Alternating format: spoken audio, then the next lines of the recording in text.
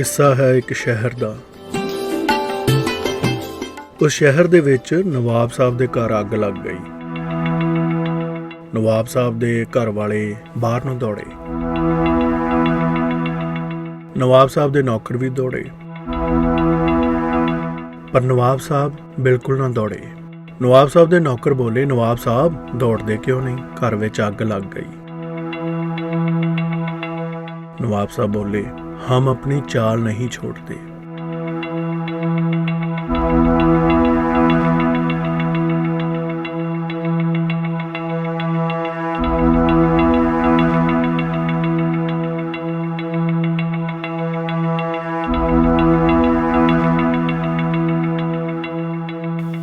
बतौर सियासतदान ਤੁਹਾਡੀ कहानी कुछ इस तरह ਦੀ ਹੈ, ਤੁਹਾਨੂੰ ਲੱਗਦਾ?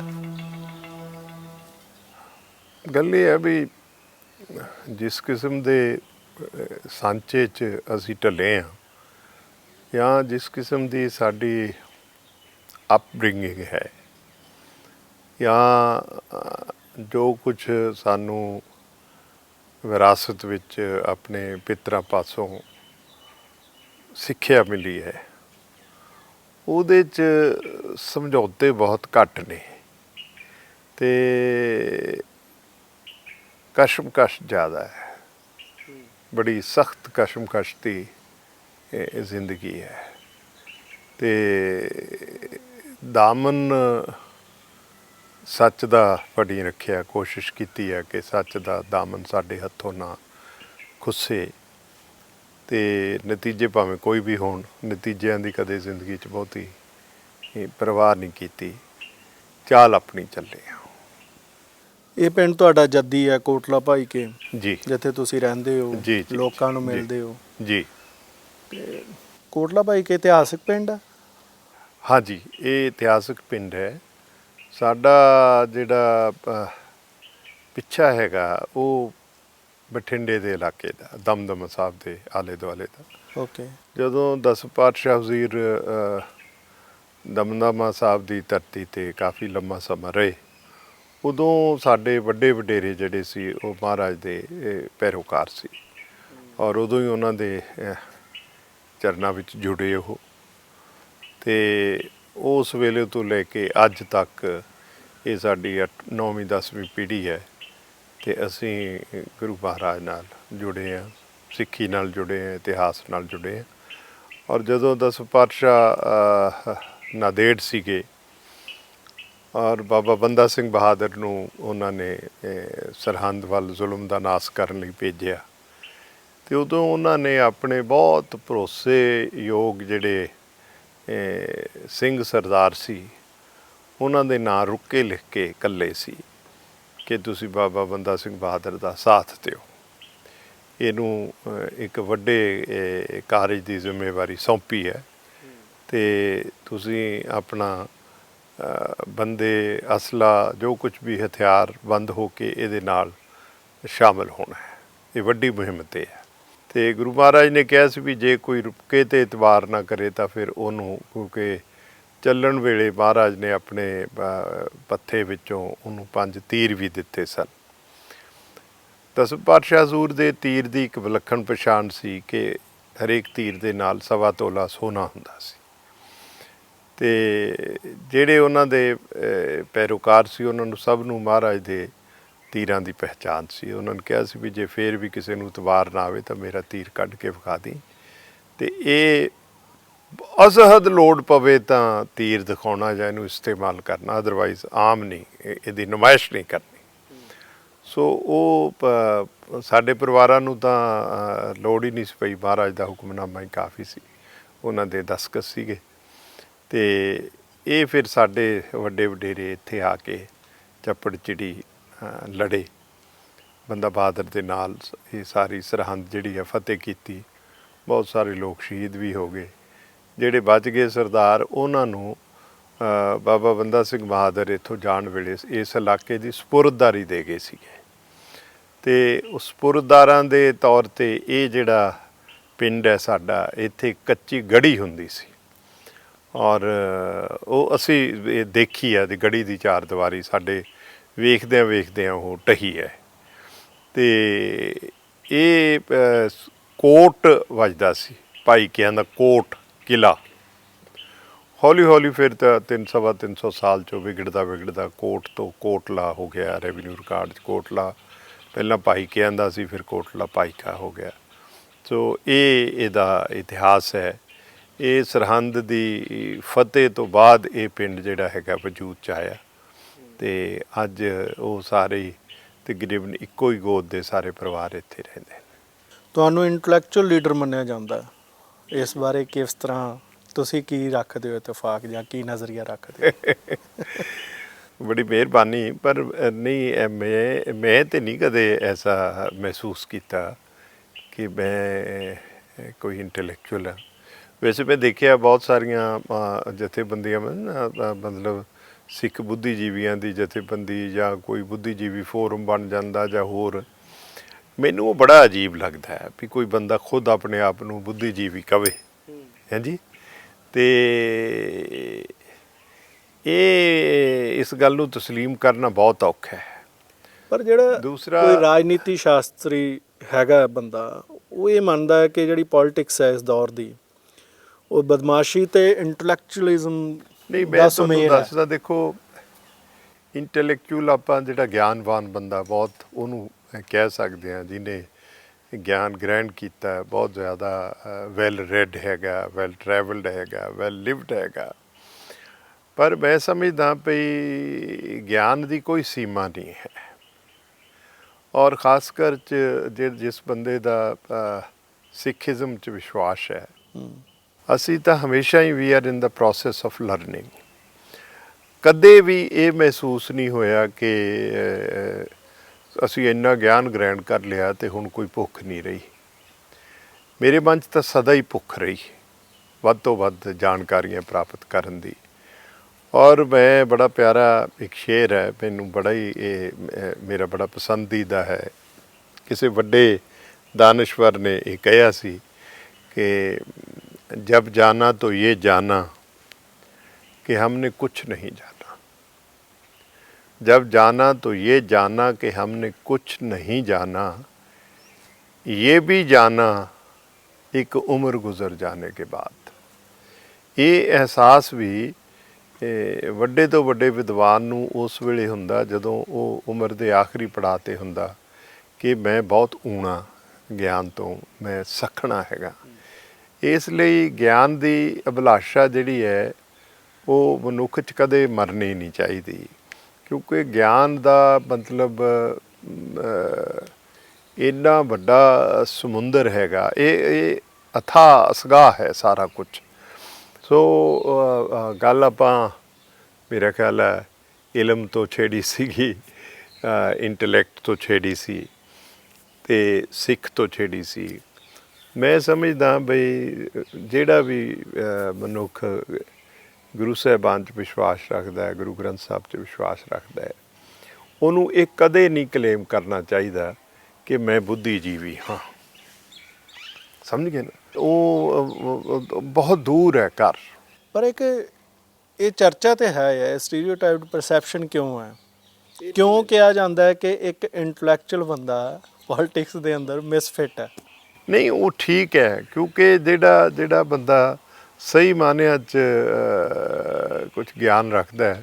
ਤੁਸੀਂ ਇੰਨੀਆਂ ਪੁਸਤਕਾਂ ਪੜ੍ਹਦੇ ਹੋ। ਮੇਰੀ ਆਪਣੀ ਲਾਇਬ੍ਰੇਰੀ ਹੈ, ਮੈਂ ਤਕਰੀਬਨ ਕਾਲਜ ਤੋਂ ਪਹਿਲਾਂ ਹੀ ਮੈਨੂੰ 10ਵੀਂ 'ਚ ਇਹ ਤਕਰੀਬਨ ਜਾਗ ਲੱਗ ਚੁੱਕੀ ਸੀ ਪੜ੍ਹਨ ਦੀ, ਹਾਂਜੀ। ਹੌਲੀ ਵੱਧਦੀ ਗਈ। ਪਹਿਲਾਂ ਰਸਾਲੇ, ਅਖਬਾਰ, ਮੁੜ ਕੇ ਪੁਸਤਕਾਂ, ਕਾਲਜ ਚਲੇ ਗਏ, ਲਾਇਬ੍ਰੇਰੀ, ਅਤੇ ਪਤਾ ਹੀ ਨਹੀਂ ਕਿੰਨੀਆਂ ਕੁ ਪੁਸਤਕਾਂ ਪੜ੍ਹੀਆਂ, ਫਿਰ ਅਲੱਗ-ਅਲੱਗ ਜ਼ੁਬਾਨਾਂ ਦੀਆਂ। ਅਤੇ ਹੁਣ ਅੱਜ ਮੇਰੀ ਆਪਣੀ ਲਾਇਬ੍ਰੇਰੀ ਦੀ ਜਿਹੜੀ ਕਲੈਕਸ਼ਨ ਹੈ, ਆਈ ਮਸਟ ਸੇ ਵੈਰੀ ਰਿਚ ਕਲੈਕਸ਼ਨ। ਮੇਰੇ ਕੋਲ 14,000 ਤੋਂ ਵੱਧ ਕਿਤਾਬ ਮੇਰੀ ਆਪਣੀ ਲਾਇਬ੍ਰੇਰੀ 'ਚ ਹੈ। ਜ਼ਾਹਿਰ ਹੈ ਕਿ ਉਹ ਕਿਤਾਬਾਂ ਜੇ ਮੈਂ ਸਾਰੀਆਂ ਨਹੀਂ ਪੜ੍ਹੀਆਂ ਹੋਣਗੀਆਂ ਤਾਂ 10,000 ਤੇ ਪੜ੍ਹੀ ਹੋਏਗੀ ਨਾ ਇੱਕ ਵਾਰ, ਹਾਂਜੀ। ਹੁਣ ਬਹੁਤ ਸਾਰੀਆਂ ਪੁਸਤਕਾਂ ਐਸੀਆਂ ਵੀ ਨੇ ਜਿਹੜੀਆਂ ਲੋਕ ਦੇ ਦਿੰਦੇ ਨੇ, ਜਿਹੜੇ ਨਵੀਆਂ ਕਿਤਾਬਾਂ ਛਾਪਦੇ ਨੇ, ਕੋਈ ਦੋਸਤ ਮਿੱਤਰ ਮੈਨੂੰ ਭੇਜ ਦਿੰਦੇ ਨੇ, ਕਈ ਨਾਲ ਚਿੱਠੀ ਲਿਖ ਦਿੰਦੇ ਨੇ ਵੀ ਆਪਣੇ ਤਵਸਰਾਤ ਲਿਖ ਕੇ ਭੇਜੋ, ਜਾਂ ਇਹਦੇ 'ਤੇ ਕੋਈ ਤੁਸੀਂ ਰਿਵਿਊ ਵਗੈਰਾ ਲਿਖੋ। ਤੇ ਹੁਣ ਉਹ ਜਿਹੜੀਆਂ ਪੁਸਤਕਾਂ ਨੇ ਉਹਨਾਂ 'ਚ ਜਾਣਕਾਰੀਆਂ ਨੇ, ਬਹੁਤੀਆਂ ਪੁਸਤਕਾਂ ਤਾਂ 'ਚ ਜਾਣਕਾਰੀਆਂ ਹੁੰਦੀਆਂ ਨੇ, ਬਿਲਕੁਲ ਬਹੁਤੀਆਂ 'ਚ ਗਿਆਨ ਹੁੰਦਾ, ਕਈਆਂ 'ਚ ਜਾਣਕਾਰੀਆਂ ਹੀ ਹੁੰਦੀਆਂ ਨੇ, ਗਿਆਨ ਘੱਟ ਹੁੰਦਾ ਹੈ। ਜੀ। ਤੇ ਉਹ ਫਿਰ ਜਦੋਂ ਉਹ ਤੁਹਾਡੀ ਸੋਚ ਨੂੰ, ਤੁਹਾਡੀ ਜ਼ਮੀਰ ਨੂੰ ਬੜੀ ਤਾਕਤ ਦਿੰਦੀਆਂ ਨੇ। ਜਦੋਂ ਤੁਸੀਂ ਉਹਦੇ 'ਚ ਬੜਾ ਕੁਝ ਪੜ੍ਹਦੇ ਹੋ, ਇਹ ਸੋਮੇ ਤਾਂ ਹੈਗੇ ਹੀ ਗਿਆਨ ਦੇ, ਉਹ ਫਿਰ ਗਿਆਨ ਜਿਹੜਾ ਹੈਗਾ ਜਦ ਤੁਹਾਡੀ ਸੋਚ ਨੂੰ ਪ੍ਰਭਾਵਿਤ ਕਰਦਾ ਹੈ, ਫਿਰ ਉਹ ਤੁਹਾਨੂੰ ਟਿਕਣ ਨਹੀਂ ਦਿੰਦਾ। ਅਤੇ ਇੱਕ ਅਜੀਬ ਕਿਸਮ ਦੀ ਜਿਹੜੀ ਉਪਰਾਮਤਾ ਹੈਗੀ ਹੈ ਨਾ, ਅਤੇ then you see in search of excellence, you are in search of better ideas, then you are in search of better audience also, better friends, ਜਿਹੜੇ ਤੁਹਾਡੇ ਨਾਲ ਜਾਣਕਾਰੀਆਂ ਸ਼ੇਅਰ ਕਰਨ, ਤੁਹਾਡੇ ਤਅਸਰਾਤ ਨੂੰ, ਤੁਹਾਡੇ ਤਸੱਵਰਜ਼ ਨੂੰ ਐਪਰੀਸ਼ੀਏਟ ਵੀ ਕਰਨ, ਅਤੇ ਜਦੋਂ ਤੁਹਾਡੇ ਨਾਲ ਗੁਫ਼ਤਗੂ ਕਰਨ ਅਤੇ ਉਸ ਤੋਂ ਬਿਹਤਰ ਗੱਲ ਜਿਹੜੀ ਆ ਹੁੰਗਾਰੇ ਦੇ ਰੂਪ 'ਚ ਆਵੇ, ਉਹ ਫਿਰ ਤੁਸੀਂ ਅੱਜ ਦੇ ਰਾਜਨੀਤੀ 'ਚ ਜਿਹੜੇ ਲੋਕ ਨੇ ਉਹਨਾਂ ਤੋਂ ਐਕਸਪੈਕਟ ਨਹੀਂ ਕਰਦੇ। ਬਹੁਤ ਜ਼ਰੂਰਤ ਹੈ ਪੰਜਾਬ ਦੀ ਪੋਲਿਟਿਕਸ ਦੇ ਅੰਦਰ, ਇਹ ਤੁਸੀਂ ਵੀ ਮੰਨਦੇ ਹੋ ਕਿ ਮੈਜੋਰੀਟੇਰੀਅਨ ਅਪਰੋਚ ਜਾਂ ਸਮਝ ਇਹ ਹੈ ਕਿ ਪੰਜਾਬ ਦੀ ਸਿਆਸਤ ਦੇ ਅੰਦਰ ਖਲਾਅ ਹੈ। ਦੂਸਰੀ ਸਮਝ ਇਹ ਹੈ ਕਿ ਇੰਟਲੈਕਚੁਅਲ ਬੰਦੇ ਦਾ ਪੰਜਾਬ ਦੀ ਸਿਆਸਤ ਦੇ ਅੰਦਰ ਮਿਸਫਿਟ ਹੁੰਦਾ ਹੀ ਹੁੰਦਾ। ਤੀਸਰੀ ਸਮਝ ਹੈ ਕਿ ਸਿਆਸਤਦਾਨ ਉਹ ਹੈ ਜਿਹਦੇ ਅੰਦਰ ਬਦਮਾਸ਼ੀ ਅਤੇ ਇੰਟਲੈਕਚੁਅਲ ਦੋ ਚੀਜ਼ਾਂ ਨਾਲ ਲੈ ਕੇ ਚੱਲ ਪਵੇ। ਇਸ ਦੇ ਵਿੱਚ ਜੇ ਇੰਟਲੈਕਚੁਅਲ ਮਿਸਫਿਟ ਹੈ ਤਾਂ ਉਹਦਾ ਨੁਕਸਾਨ ਪੰਜਾਬ ਦੇ ਸਮਾਜ ਨੂੰ ਹੈ, ਪੰਜਾਬ ਨੂੰ ਹੈ। ਪੰਜਾਬ ਦੀ ਸਿਆਸਤ ਦੇ ਅੰਦਰ ਇੰਟਲੈਕਚੁਅਲ ਬੰਦਾ ਮਿਸਫਿਟ ਕਿਉਂ ਹੈ? ਉਹਦੇ ਸਰਵਾਈਵਲ ਦੀ ਕਹਾਣੀ ਕਿਉਂ ਸ਼ਾਨਦਾਰ ਨਹੀਂ ਹੋ ਸਕੀ? ਬਹੁਤ ਗਿਣੇ ਚੁਣੇ ਆਗੂਆਂ ਦੇ ਵਿੱਚ ਤੁਹਾਡਾ ਨਾਮ ਵੀ ਆਉਂਦਾ। ਬਹੁਤ ਸਾਰੇ ਲੋਕਾਂ ਦੀ ਸ਼ਿਕਾਇਤ ਨਹੀਂ, ਇੱਕ ਰੰਝ ਹੈ। ਉਹ ਕਹਿੰਦੇ ਆ ਕਿ ਅਜਿਹੇ ਸਿਆਸਤਦਾਨਾਂ ਦੀ ਲੋੜ ਸੀ ਪਰ ਇਹ ਉਸ ਤਰ੍ਹਾਂ ਦਾ ਕੰਟਰੀਬਿਊਟ ਨਹੀਂ ਕਰ ਸਕੇ। ਤੁਸੀਂ ਉਮਰ ਦੇ ਇਸ ਪੜਾਅ ਦੇ ਅੰਦਰ ਬਤੌਰ ਡਿਪਟੀ ਸਪੀਕਰ ਰਹੇ ਹੋ, ਤੁਸੀਂ ਇੱਕ ਲੰਮਾ ਚੌੜਾ ਸਿਆਸੀ ਜ਼ਿੰਦਗੀ ਗੁਜ਼ਾਰੀ ਹੈ। ਤੁਹਾਡੀ ਜਿਹੜੀ ਅਪਬ੍ਰਿੰਗਿੰਗ ਹੈ ਤੁਹਾਡੇ ਦਾਦਾ ਜੀ ਨੇ ਕੀਤੀ ਹੈ, ਤੁਹਾਡੇ ਫਾਦਰ ਸਾਹਿਬ ਦਾ ਆਪਣਾ ਇੱਕ ਇਤਿਹਾਸ ਰਿਹਾ। ਕੋਈ ਘਾਟ ਰਹਿ ਗਈ ਹੈ ਜਾਂ ਮਤਲਬ ਇਹਨੂੰ ਤੁਸੀਂ ਇਸ ਪੜਚੋਲ ਨੂੰ ਕਿਵੇਂ ਦੇਖ ਰਹੇ ਹੋ? ਨਹੀਂ, ਮੈਂ ਇਹ ਤਾਂ ਨਹੀਂ ਸਮਝਦਾ ਕਿ ਕੋਈ ਘਾਟ ਰਹਿ ਗਈ ਹੈ। ਮੈਂ ਸਮਝਦਾ ਬਈ ਬਹੁਤ ਚੁਣੌਤੀਆਂ ਭਰਪੂਰ ਜ਼ਿੰਦਗੀ ਰਹੀ ਹੈ। ਮੈਂ 21-22 ਸਾਲ ਦਾ ਸੀ ਜਦ ਸਾਡੇ ਵਾਲਦ ਸਾਹਿਬ ਦਾ ਸਾਇਆ ਸਿਰ ਤੋਂ ਉੱਠ ਗਿਆ ਸੀ। ਹੀ ਵਾਜ਼ ਮਰਡਰਡ ਬਾਈ ਨੈਕਸਲਾਈਟਸ, ਪੁਲਿਸ ਅਫਸਰ ਸੀਗੇ ਉਹ। ਦਾਦਾ ਜੀ ਸਾਡੇ ਅੰਗਰੇਜ਼ ਦੇ ਜ਼ਮਾਨੇ 'ਚ ਹੈਡਮਾਸਟਰ ਸੀ।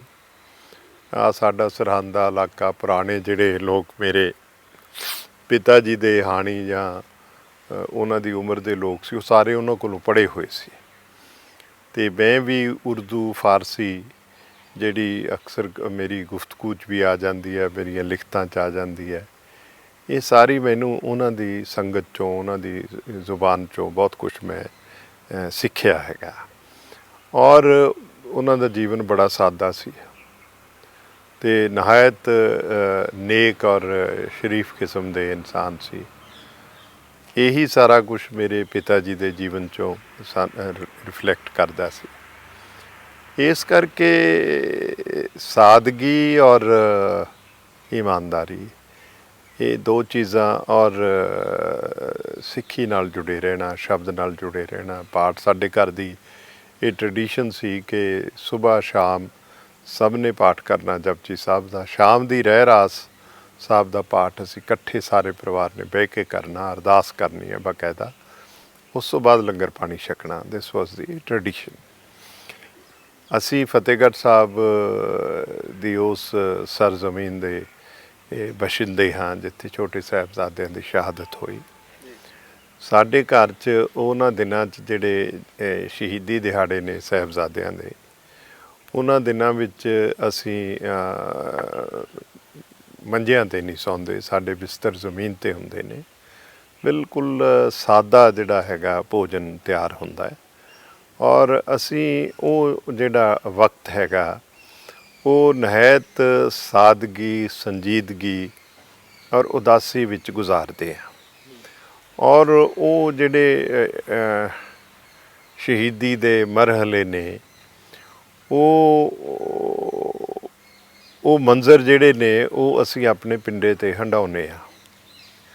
ਔਰ ਇਹ ਸਾਨੂੰ ਆਪਣੇ ਪਿਤਰਾਂ ਪਾਸੋਂ ਇਹ ਟ੍ਰੈਡੀਸ਼ਨ ਕਦੋਂ ਦੀ ਚੱਲੀ ਆਉਂਦੀ ਹੈ ਮੈਨੂੰ ਨਹੀਂ ਪਤਾ, ਪਰ ਮੈਂ ਆਪਣੇ ਪੜਦਾਦਾ ਹਜ਼ੂਰ ਨੂੰ ਵੀ ਜ਼ਮੀਨ 'ਤੇ ਉਹਨਾਂ ਦੇ ਨਾਲ ਸੌਂਦਿਆਂ ਵੇਖਿਆ, ਦਾਦਾ ਜੀ ਨੂੰ ਵੀ, ਪਿਤਾ ਜੀ ਨੂੰ ਵੀ, ਅਤੇ ਅਸੀਂ ਉਸ ਟ੍ਰੈਡੀਸ਼ਨ ਨੂੰ ਹੁਣ ਤੱਕ ਉਸੇ ਤਰ੍ਹਾਂ ਕਾਇਮ ਰੱਖਿਆ। ਅਤੇ ਮੇਰੇ ਪਿਤਾ ਜੀ ਪੁਲਿਸ ਸਰਵਿਸ ਸਨ, ਉਹ ਸਾਰਾ ਸਾਲ ਛੁੱਟੀ ਨਹੀਂ ਸੀ ਲੈਂਦੇ, ਅਤੇ ਉਹ ਜੇ ਕਦੇ ਅਸੀਂ ਪੁੱਛਣਾ ਵੀ ਕਿ ਪਾਪਾ ਜੀ ਪਿੰਡ ਕਦੋਂ ਜਾਵਾਂਗੇ, ਤਾਂ ਉਹਨਾਂ ਨੇ ਆਖਣਾ ਬੇਟਾ ਸ਼ਹੀਦੀ ਸਿੰਘ ਸਭਾ ਨੂੰ ਜਾਵਾਂਗੇ। ਹਾਂਜੀ, ਮਤਲਬ ਉਹਨਾਂ ਨੇ ਇੱਕ ਐਸਾ ਨੈਰੇਟਿਵ ਬਿਲਟ ਕੀਤਾ ਸੀ ਸ਼ਹੀਦੀ ਦਾ, ਸਾਹਿਬਜ਼ਾਦਿਆਂ ਦਾ, ਅਤੇ ਫਿਰ ਪੁੱਛਣਾ ਸ਼ਹੀਦੀ ਸਿੰਘ ਸਭਾ ਕੀ ਹੈ, ਫਿਰ ਉਹ ਸਾਨੂੰ ਸਾਖੀਆਂ ਦੇ ਰੂਪ 'ਚ ਸੁਣਾਉਂਦੇ ਸੀ। ਉਹ ਸਾਡੇ ਕਣ ਕਣ ਵਿੱਚੋਂ ਸਾਰਾ ਕੁਝ ਵਸਿਆ ਹੈ। ਹਾਂਜੀ, ਇਹ ਸਾਨੂੰ ਸਾਰਾ ਕੁਝ ਵਿਰਾਸਤ 'ਚ ਮਿਲਿਆ। ਇਤਿਹਾਸ ਅਸੀਂ ਕਿਤਾਬਾਂ 'ਚ ਘੱਟ ਪੜ੍ਹਿਆ, ਬਜ਼ੁਰਗਾਂ ਦੀ ਜ਼ੁਬਾਨੀ ਸਾਖੀਆਂ ਦੇ ਰੂਪ ਵਿੱਚ ਜ਼ਿਆਦਾ ਸੁਣਿਆ, ਅਤੇ ਉਹ ਸਾਡੀ ਸਾਰੀ ਜਿਹੜੀ ਸ਼ਖਸੀਅਤ ਉਸਾਰੀ ਹੈ ਉਹਦੇ ਵਿੱਚ ਉਹਨਾਂ ਦੀ ਬਹੁਤ ਵੱਡੀ ਭੂਮਿਕਾ ਹੈਗੀ ਹੈ। ਬਾਕੀ ਮੈਂ ਹਰ ਬੰਦੇ ਦਾ ਆਪਣਾ ਆਪਣਾ ਨਜ਼ਰੀਆ ਇਹ ਵੇਖਣ ਦਾ। ਮੇਰੀ ਸ਼ਖਸੀਅਤ ਨੂੰ ਤੁਸੀਂ ਕਿਵੇਂ ਵੇਖਦੇ ਹੋ, ਮੇਰੇ ਸਫ਼ਰ ਨੂੰ ਤੁਸੀਂ ਕਿਵੇਂ ਵੇਖਦੇ ਹੋ, ਇੱਕ ਅਖਬਾਰ ਨਵੀਸ ਕਿਵੇਂ ਦੇਖਦਾ ਹੈ, ਜਾਂ ਕੋਈ ਹੋਰ ਸਿਆਸਤਦਾਨ ਕਿਵੇਂ ਵੇਖਦਾ ਹੈ, ਹਰ ਇੱਕ ਦਾ ਆਪਣਾ ਆਪਣਾ ਨਜ਼ਰੀਆ ਹੈਗਾ ਜੀ। ਅਤੇ ਉਹ ਮੈਨੂੰ ਕੋਈ ਕਾਮਯਾਬ ਵਿਅਕਤੀ ਮੰਨਦਾ ਜਾਂ ਮੈਨੂੰ ਫੇਲੂਰ ਮੰਨਦਾ ਹੈਗਾ, ਇਹ ਉਹਨਾਂ ਦੇ ਅਲੱਗ ਅਲੱਗ ਨਜ਼ਰੀਏ ਨੇ। ਪਰ ਮੈਂ ਆਪਣੇ ਜੀਵਨ ਦੇ ਸਫ਼ਰ ਨੂੰ ਇੱਕ ਵੱਖਰੇ ਨਜ਼ਰੀਏ ਤੋਂ ਦੇਖਦਾ। ਉਹਦੇ ਮੁਤਾਬਕ ਮੈਂ ਉਸ ਮਹਾਰਾਜ ਦਾ, ਵਾਹਿਗੁਰੂ ਦਾ ਸ਼ੁਕਰ ਕਰਦਾ ਕਿ ਮੈਂ ਬਹੁਤ ਸੰਤੁਸ਼ਟ ਹਾਂ, ਬਹੁਤ ਸੰਤੁਸ਼ਟ ਹਾਂ। ਮੈਂ ਕਾਲਜ ਯੂਨੀਵਰਸਿਟੀ ਪੜ੍ਹਦਾ ਸੀ ਜਦੋਂ ਮੈਂ ਇਸ ਇਲਾਕੇ ਦਾ ਚੇਅਰਮੈਨ ਬਣ ਗਿਆ ਸੀ। ਮੈਂ ਇਸ ਪਿੰਡ ਦਾ ਪੰਚ ਵੀ ਰਿਹਾ, ਸਰਪੰਚ ਵੀ ਰਿਹਾ, ਇਲਾਕੇ ਦੀ ਬਲਾਕ ਸੰਮਤੀ ਦਾ ਚੇਅਰਮੈਨ ਰਿਹਾ, ਔਰ ਉਸ ਤੋਂ ਬਾਅਦ ਮੈਂ 1980 ਵਿੱਚ 29-30 ਸਾਲ ਦੀ ਉਮਰ 'ਚ MLA ਬਣ ਗਿਆ ਸੀ। ਸਭ ਤੋਂ ਛੋਟੀ ਉਮਰ ਦਾ MLA ਸੀ। ਫਿਰ ਚੀਫ ਵਿਪ ਬਣਿਆ, ਔਰ ਮੈਨੂੰ ਇਹ 70 ਸਾਲਾਂ ਦੇ ਸਫ਼ਰ ਵਿੱਚ ਮੈਂ ਲਗਭਗ ਪ੍ਰੀ ਯੂਨੀਵਰਸਿਟੀ ਤੋਂ ਐਕਟਿਵ ਹੋ ਗਿਆ ਸੀ। ਵਿਦਿਆਰਥੀ ਲਹਿਰਾਂ ਨਾਲ ਜੁੜਿਆ, ਉਸ ਤੋਂ ਬਾਅਦ ਰਾਜਨੀਤੀ ਨਾਲ ਜੁੜਿਆ। ਜਿੰਨੇ ਵੱਡੇ ਪੰਜਾਬ ਦੀ ਰਾਜਨੀਤੀ ਦੇ ਨਾਂ ਨੇ 1966 ਤੋਂ ਬਾਅਦ ਕੋਈ ਐਸਾ ਵੱਡਾ ਲੀਡਰ ਨਹੀਂ ਹੈ, ਚਾਹੇ ਉਹ ਕਾਂਗਰਸ ਦੇ ਹੋਣ, ਚਾਹੇ ਉਹ ਅਕਾਲੀ ਦਲ ਦੇ ਹੋਣ। I was a privileged young man to rub my shoulders with them। ਹਾਂਜੀ, ਮੈਨੂੰ ਸਰਦਾਰ ਕਪੂਰ ਸਿੰਘ ਸਾਹਿਬ ਦੀ ਸੰਗਤ ਮਾਨਣ ਦਾ ਮੌਕਾ ਮਿਲਿਆ ਬਤੌਰ ਵਿਦਿਆਰਥੀ। ਉਹਨਾਂ ਵਰਗਾ ਮੈਂ ਸਮਝਦਾ ਕਿ ਇੱਕ ਦਿੱਗਜ ਏਡਾ ਵੱਡਾ, ਉਹਨਾਂ ਵਰਗੇ ਬੰਦਿਆਂ ਨੂੰ ਇੰਟਲੈਕਚੁਅਲ ਕਹਿ ਸਕਦੇ ਹਨ, ਅਤੇ ਜਿਨ੍ਹਾਂ ਨੇ ਦੁਨੀਆ ਦੇਖੀ, ਇੰਨਾ ਕੁਛ ਲਿਖਿਆ, ਇੰਨਾ ਪੜ੍ਹਿਆ, ਉਹਨਾਂ ਤੋਂ ਬੜੀ ਜਾਗ ਲੱਗੀ ਸਾਨੂੰ। ਹਾਂਜੀ, ਫਿਰ ਜਿਹੜੇ ਮਤਲਬ ਗੁਰਚਰਨ ਸਿੰਘ ਟੌਹੜਾ ਸਾਡੇ ਇਲਾਕੇ ਦੀ ਬਹੁਤ ਵੱਡੀ ਸ਼ਖਸੀਅਤ ਹੋਏ ਨੇ, ਉਹਨਾਂ ਦੇ ਬਹੁਤ ਨੇੜੇ ਰਹਿਣ ਦਾ ਮੌਕਾ ਮਿਲਿਆ, ਉਹਨਾਂ ਤੋਂ ਵੀ ਬੜਾ ਕੁਛ ਗ੍ਰਹਿਣ ਕੀਤਾ। ਸਰ ਗਿਆਨ ਸਿੰਘ ਰਾੜੇਵਾਲਾ ਪੈਪਸੂ ਦੇ ਚੀਫ ਮਿਨਿਸਟਰ ਰਹੇ ਨੇ, ਉਹ ਵੀ ਮੈਨੂੰ ਬਹੁਤ ਪਿਆਰ ਮੁਹੱਬਤ ਕਰਦੇ ਸੀ। ਔਰ ਸਾਧ ਦਰਬਾਰਾ ਸਿੰਘ ਚੀਫ ਮਿਨਿਸਟਰ ਸੀ ਪੰਜਾਬ ਦੇ, ਗਿਆਨੀ ਜ਼ੈਲ ਸਿੰਘ ਸੀ, ਇਹ ਜਿਹੜੇ ਕਾਂਗਰਸ ਦੇ ਲੀਡਰ ਹੈਗੇ ਨੇ। ਫਿਰ ਇੰਦਰਾ ਗਾਂਧੀ ਤੋਂ ਲੈ ਕੇ ਡਾਕਟਰ ਮਨਮੋਹਨ ਸਿੰਘ ਤੱਕ ਸਾਰੇ ਪ੍ਰਾਈਮ ਮਿਨਿਸਟਰ ਦੇ ਨਾਲ ਮੇਰੀ ਬਹੁਤ ਨੇੜਤਾ ਰਹੀ। ਮੈਨੂੰ ਨਾਂ ਲੈ ਕੇ ਬੁਲਾਉਂਦੇ ਸੀ ਅਤੇ ਬੜਾ ਪਿਆਰ ਵੀ ਮਿਲਿਆ, ਸਤਿਕਾਰ ਮਿਲਿਆ। ਹਾਂਜੀ, ਰਾਜੀਵ ਗਾਂਧੀ ਮੇਰਾ ਮਿੱਤਰ ਸੀ, ਬਹੁਤ ਨੇੜੇ ਦਾ ਮਿੱਤਰ ਸੀ।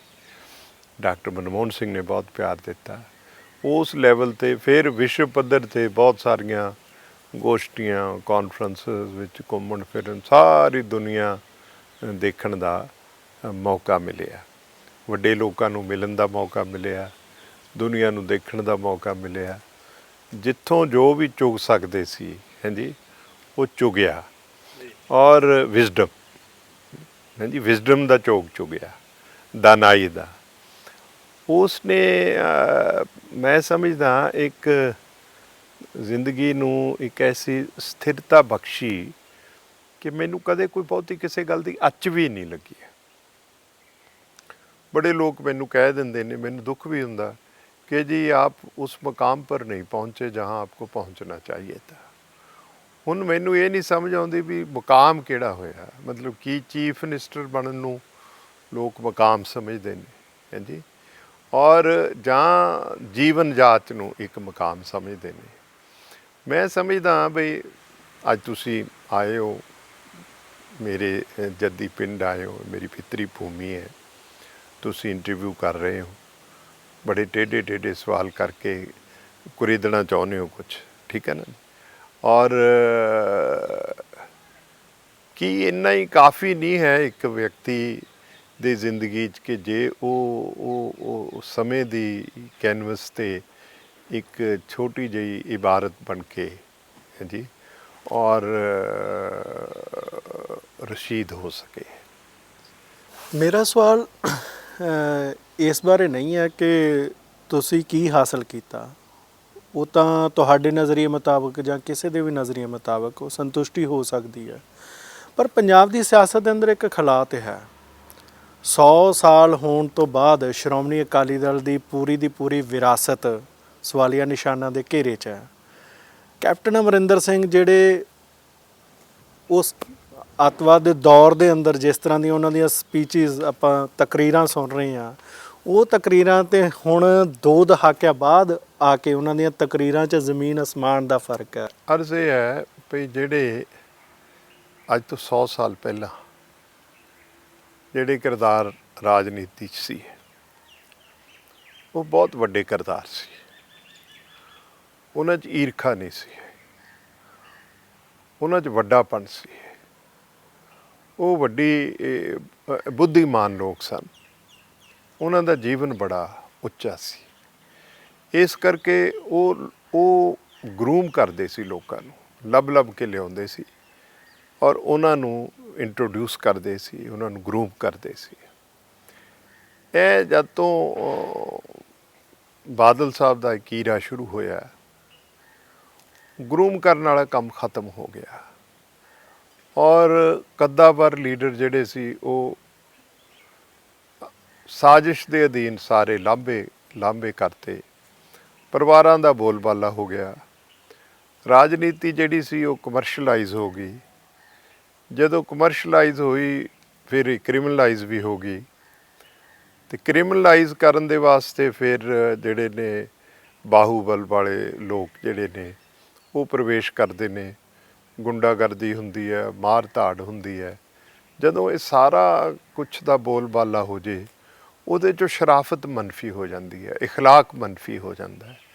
ਅੱਜ ਦੀ ਸਿਆਸਤ 'ਚੋਂ ਇਹ ਸਾਰਾ ਕੁਝ ਮਨਫੀ ਹੈ, ਸੱਚ ਮਨਫੀ ਹੈ, ਸ਼ਰਾਫਤ ਮਨਫੀ ਹੈ, ਇਖਲਾਕ ਮਨਫੀ ਹੈ।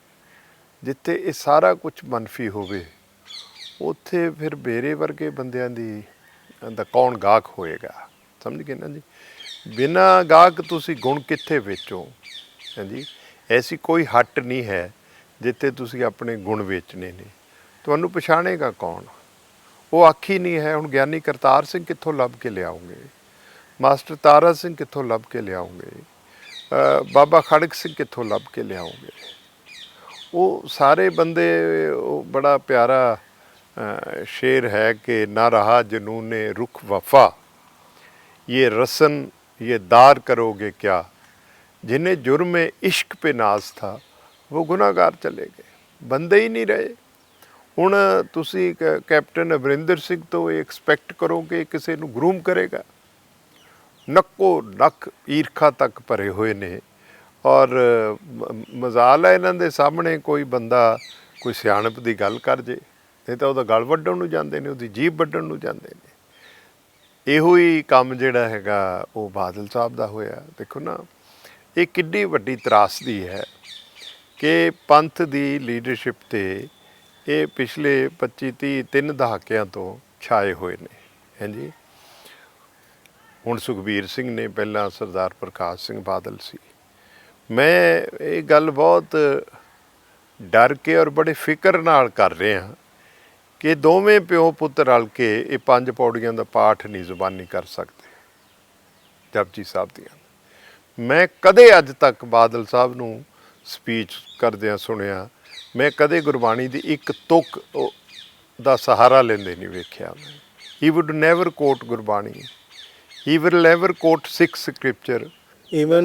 ਈਵਨ ਇੱਕ ਜ਼ਿਕਰ ਇਹ ਚੱਲਿਆ ਸੀ ਕਿ ਕਿਸੇ ਨੇ ਕਿਹਾ ਸੀ ਵੀ ਸ਼੍ਰੋਮਣੀ ਅਕਾਲੀ ਦਲ ਦੇ ਆਗੂਆਂ ਦੀ, ਸਿਆਸੀ ਆਗੂਆਂ ਦੀ ਇੱਕ ਪਿਰਤ ਹੁੰਦੀ ਸੀ ਕਿ ਜਦੋਂ ਵੀ ਉਹ ਲੋਕਾਂ ਨੂੰ ਤਕਰੀਰ ਕਰਦੇ ਸੀ ਤੇ ਸ਼ੁਰੂਆਤ ਕਰਦੇ ਸੀ ਉਹ ਗੁਰਬਾਣੀ ਤੋਂ ਜੀ, ਫਿਰ ਉਹ ਸੁਣਾਉਂਦੇ ਸੀ ਸਿੱਖ ਇਤਿਹਾਸ ਜੀ। ਤੀਸਰੇ ਨੰਬਰ ਤੇ ਆ ਕੇ ਉਹ ਕਹਿੰਦੇ ਸੀ ਵੀ ਅੱਜ ਦਾ ਮਸਲਾ ਇਹ ਆ ਤੇ ਉਸ ਦੇ ਬਾਰੇ ਗੱਲ ਕਰਦੇ। ਅਸੀਂ ਜੀ ਸਾਰਾ ਇਸ ਰਵਾਇਤ ਦੇ ਆਖਰੀ ਲੀਡਰ ਜਥੇਦਾਰ ਗੁਰਚਰਨ ਸਿੰਘ ਟੋੜਾ ਹੋਏ ਨੇ। ਮੈਂ ਤੁਹਾਨੂੰ ਦੱਸਦਾ ਵੀ ਮੈਂ 70 ਟੱਪ ਗਿਆ ਹੁਣ, ਹਾਂਜੀ। ਮੇਰੇ ਗਿੱਟਿਆਂ ਦੇ ਬਹੁਤ ਵੱਡੇ ਵੱਡੇ ਅੱਟਣ ਨੇ ਤੇ ਮੈਂ ਚੌਂਕੜੀਆਂ ਮਾਰ ਕੇ ਇਹ ਸਾਰੇ ਲੋਕਾਂ ਨੂੰ ਸੁਣਿਆ ਹੋਇਆ ਹੈ ਜੀ। ਗਿਆਨੀ ਭੁਪਿੰਦਰ ਸਿੰਘ ਸੀਗੇ, ਤਖਤ ਦੇ ਜਥੇਦਾਰ ਵੀ ਸੀ, ਰਾਜ ਸਭਾ ਦੇ ਮੈਂਬਰ ਵੀ ਰਹੇ ਨੇ, ਸਰ ਹੁਕਮ ਸਿੰਘ ਸਾਹਿਬ ਸੀ। ਮਤਲਬ used to be a treat to listen to them. Sardar Kapur Singh, ਹੁਣ ਜਿਸ ਕੌਮ ਨੇ ਸਰਦਾਰ ਕਪੂਰ ਸਿੰਘ ਵਰਗੇ ਬੰਦੇ ਰੋਲ ਤੇ ਹੈ ਜੀ, ਓਡੀ ਵੱਡੀ ਜੀਨੀਅਸ ਦਾ ਬੰਦਾ ਹੈ ਜੀ। ਮੈਂ ਸਮਝਦਾ ਪਈ ਪ੍ਰੋਫੈਸਰ ਪੂਰਨ ਸਿੰਘ ਤੋਂ ਬਾਅਦ ਇਟ ਵਾਜ਼ ਸਰਦਾਰ ਕਪੂਰ ਸਿੰਘ ਹੈ ਜੀ।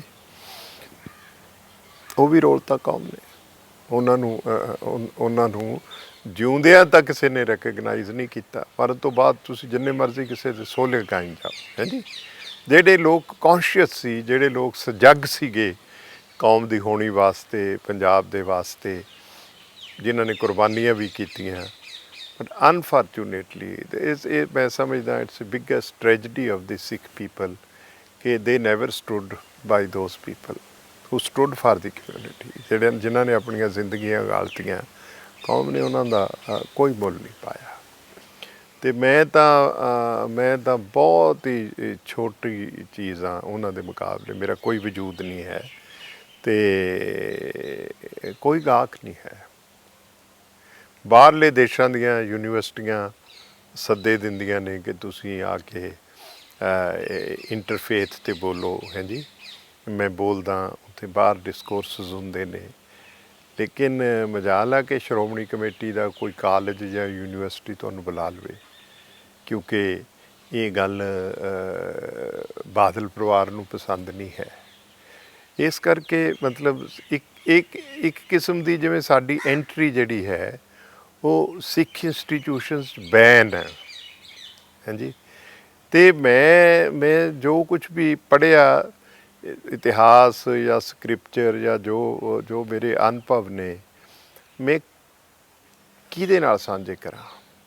ਸਾਡੇ ਨਾਲ ਸਾਂਝੇ ਨਹੀਂ ਤੁਹਾਡੇ ਨਾਲ ਤਾਂ ਕਰ ਰਿਹਾ ਮੈਂ ਇਹ ਗੱਲ ਮੈਂ ਬਹੁਤ ਪੇਨ 'ਚੋਂ ਕਹਿ ਰਿਹਾ, ਠੀਕ ਹੈ ਨਾ।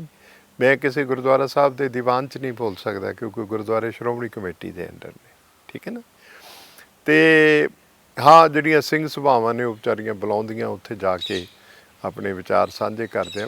ਕੌਮ ਤੁਹਾਨੂੰ ਕੋਈ ਮੰਚ ਨਹੀਂ ਦੇ ਰਹੀ ਹੈ ਜੀ, ਅਤੇ ਸਾਡਾ ਕੀ ਕਸੂਰ ਹੈ?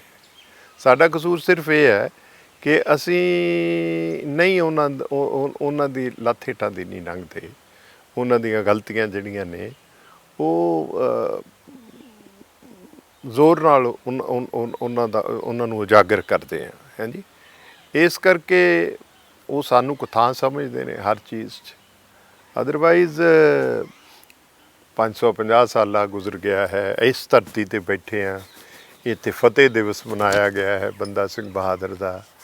ਆਈ had written so much about Baba Banda Singh Bahadur, I had written about Guru Nanak Sahib. ਮੈਂ ਉਹਨਾਂ ਦੀ 5ਵੀਂ ਉਦਾਸੀ, ਮਤਲਬ ਤੁਸੀਂ ਜਾ ਕੇ ਉਹਨਾਂ ਦੇਸ਼ਾਂ 'ਚ ਜਿੱਥੇ ਮਹਾਰਾਜ ਨੇ ਪੈੜਾਂ ਪਾਈਆਂ ਨੇ ਉੱਥੇ ਤਾਂ ਬੋਲ ਸਕਦੇ ਹੋ। ਉਹ ਲੋਕ ਤਾਂ ਤੁਹਾਨੂੰ ਬੁਲਾਉਂਦੇ ਨੇ ਹੈ ਜੀ।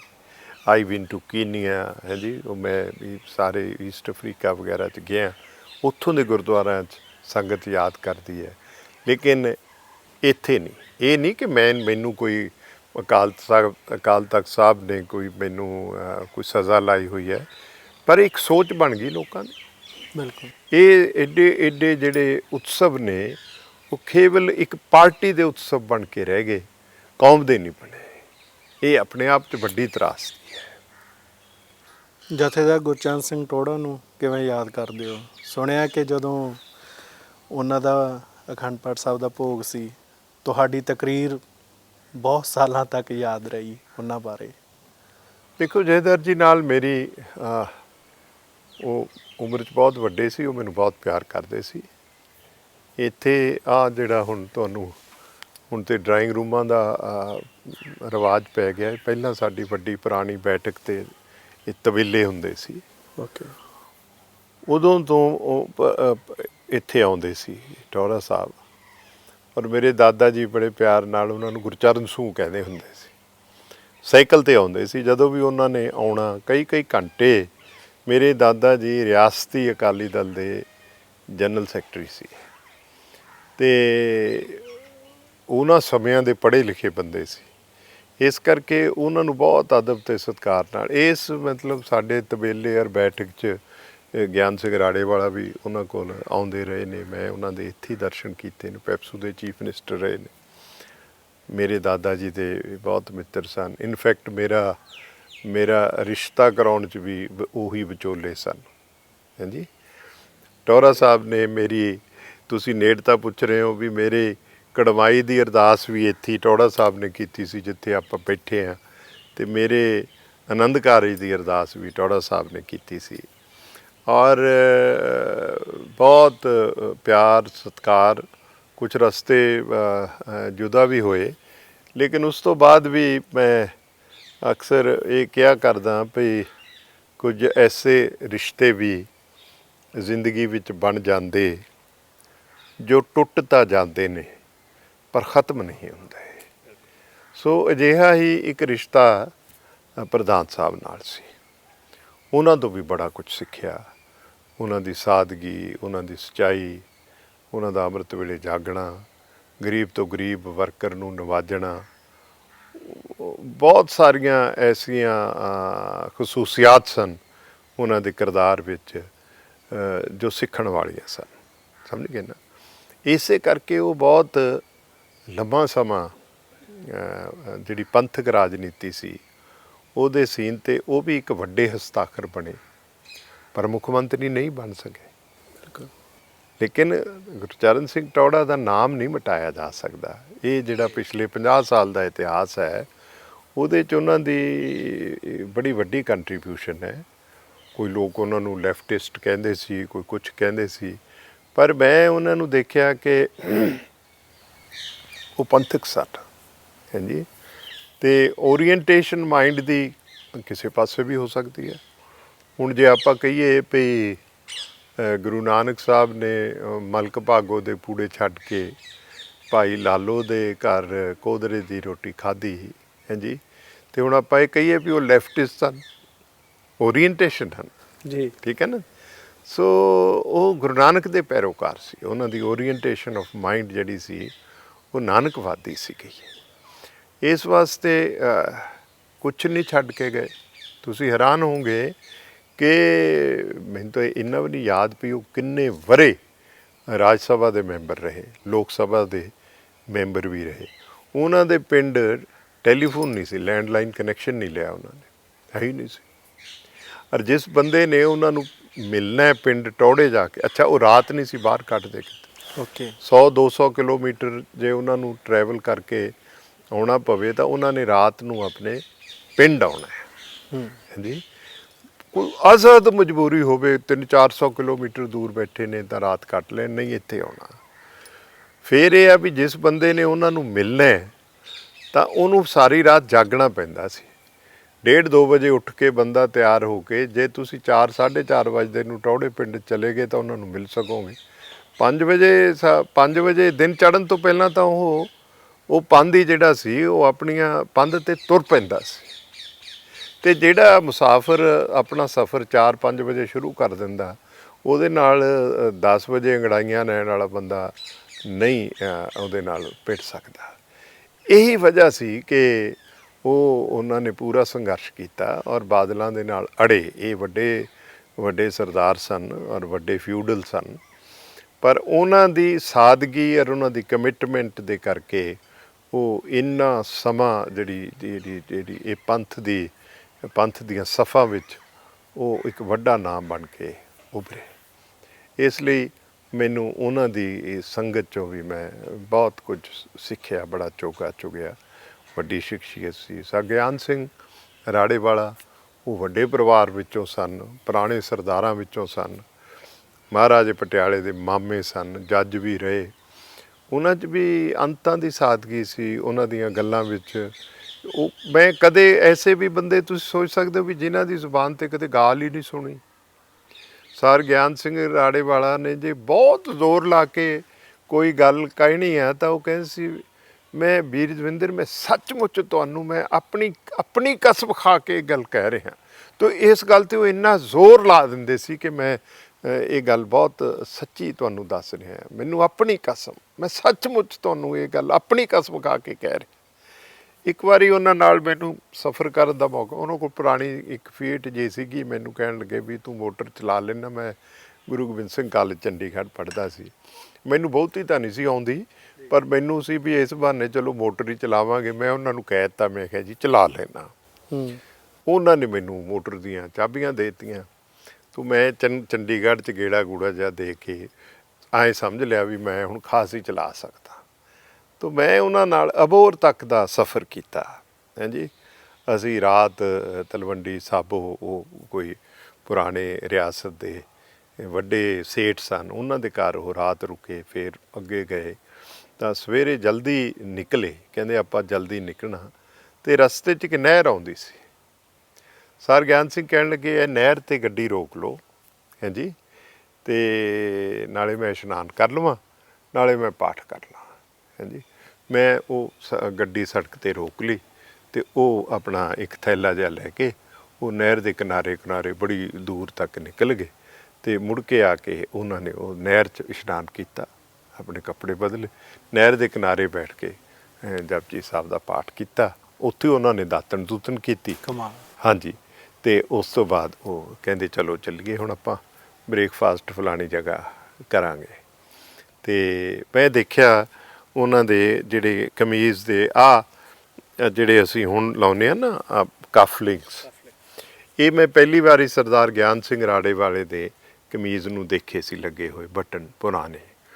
ਉਹ ਇੰਨੇ ਪੁਰਾਣੇ ਸੀ ਕਿ ਉਹ ਬਟਨ ਦੇ ਉੱਪਰੋਂ ਜਿਹੜੀ ਸੀ ਨਾ ਉਹ ਰੰਗ ਜਿਹਾ ਲਿਆ ਹੋਇਆ ਸੀ।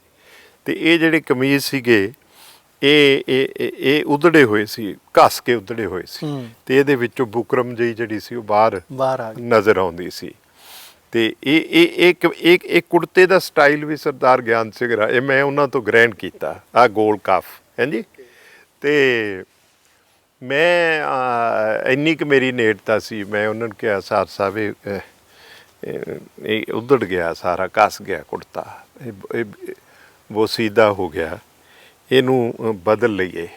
ਹਾਂਜੀ, ਤੁਸੀਂ ਹੈਰਾਨ ਹੋਵੋਗੇ ਕਿ farmer chief minister of PEPSU, ਜੱਜ, ਏਡਾ ਵੱਡਾ ਪੰਜਾਬ ਦਾ ਸਰਦਾਰ ਗਿਆਨ ਸਿੰਘ ਰਾੜੇਵਾਲਾ ਚੁੱਪ ਹੋ ਗਏ ਸੁਣ ਕੇ, ਅਤੇ ਅੱਖਾਂ 'ਚੋਂ ਨੀਰ ਵਗ ਤੁਰਿਆ।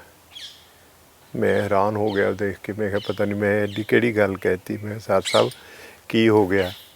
ਕਹਿੰਦੇ ਗੁਰੀ ਮੈਨੂੰ ਕੱਪੜੇ ਹੀ ਨਹੀਂ ਲੈ ਕੇ ਦਿੰਦਾ ਸੀ। ਗੁਰੀ ਵਾਜ਼ ਹਿਜ਼ ਐਲਡੈਸਟ ਸਨ। ਓਕੇ, ਹਾਂਜੀ, ਹੁਣ ਐਡੇ ਵੱਡੇ ਕਿਰਦਾਰ ਪੰਜਾਬ ਦੀ ਰਾਜਨੀਤੀ 'ਚ ਹੋਏ ਨੇ, ਇਸੇ ਕਰਕੇ ਸਮਾਂ ਇੰਨਾ ਕੱਢ ਗਏ ਨਾ।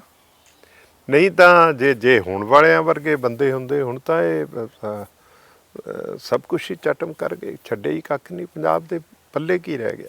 15-20 ਸਾਲਾਂ 'ਚ ਬਹੁਤ ਨਿਘਾਰ ਆ ਗਿਆ ਰਾਜਨੀਤੀ। ਇੱਕ ਅਜਬ ਜਿਹਾ ਸੰਵਾਦ ਇਹ ਵੀ ਹੈ ਕਿ ਇਸ ਦੌਰ ਦੀਆਂ ਸਾਰੀਆਂ ਘਾਟਾਂ ਦੇ ਉੱਤੇ ਤੇ ਗੱਲ ਕੋਈ ਨਹੀਂ ਕਰਨਾ ਚਾਹੁੰਦਾ, ਪਰ ਇਤਿਹਾਸ ਨੂੰ ਸਵਾਲ ਹਰ ਕੋਈ ਵਾਰ-ਵਾਰ ਕਰ ਦੇਣਾ ਚਾਹੁੰਦਾ ਹੈ। ਮਾਸਟਰ ਤਾਰਾ ਸਿੰਘ ਨੂੰ ਲੈ ਦੇ ਕੇ ਕਟਹਿਰੇ 'ਚ ਖੜ੍ਹੇ ਕਰਨ ਨੂੰ ਬਹੁਤ ਸਾਰੇ ਤਿਆਰ ਹੁੰਦੇ ਆ। ਇਹ ਨਜ਼ਰੀਏ ਨੂੰ ਕਿਵੇਂ ਦੇਖਦੇ ਹੋ ਕਿ ਮਾਸਟਰ ਤਾਰਾ ਸਿੰਘ ਨੂੰ ਵਾਰ-ਵਾਰ ਕਟਹਿਰੇ 'ਚ ਖੜ੍ਹਾ ਕਰਨਾ? ਮੈਂ ਇਹ ਸਮਝਦਾ ਕਿ ਮੈਂ ਨਹੀਂ ਉਹਨਾਂ ਨੂੰ ਕਿਸੇ ਨੂੰ ਵੀ ਕਟਹਿਰੇ 'ਚ ਖੜ੍ਹਾ ਕਰਦਾ।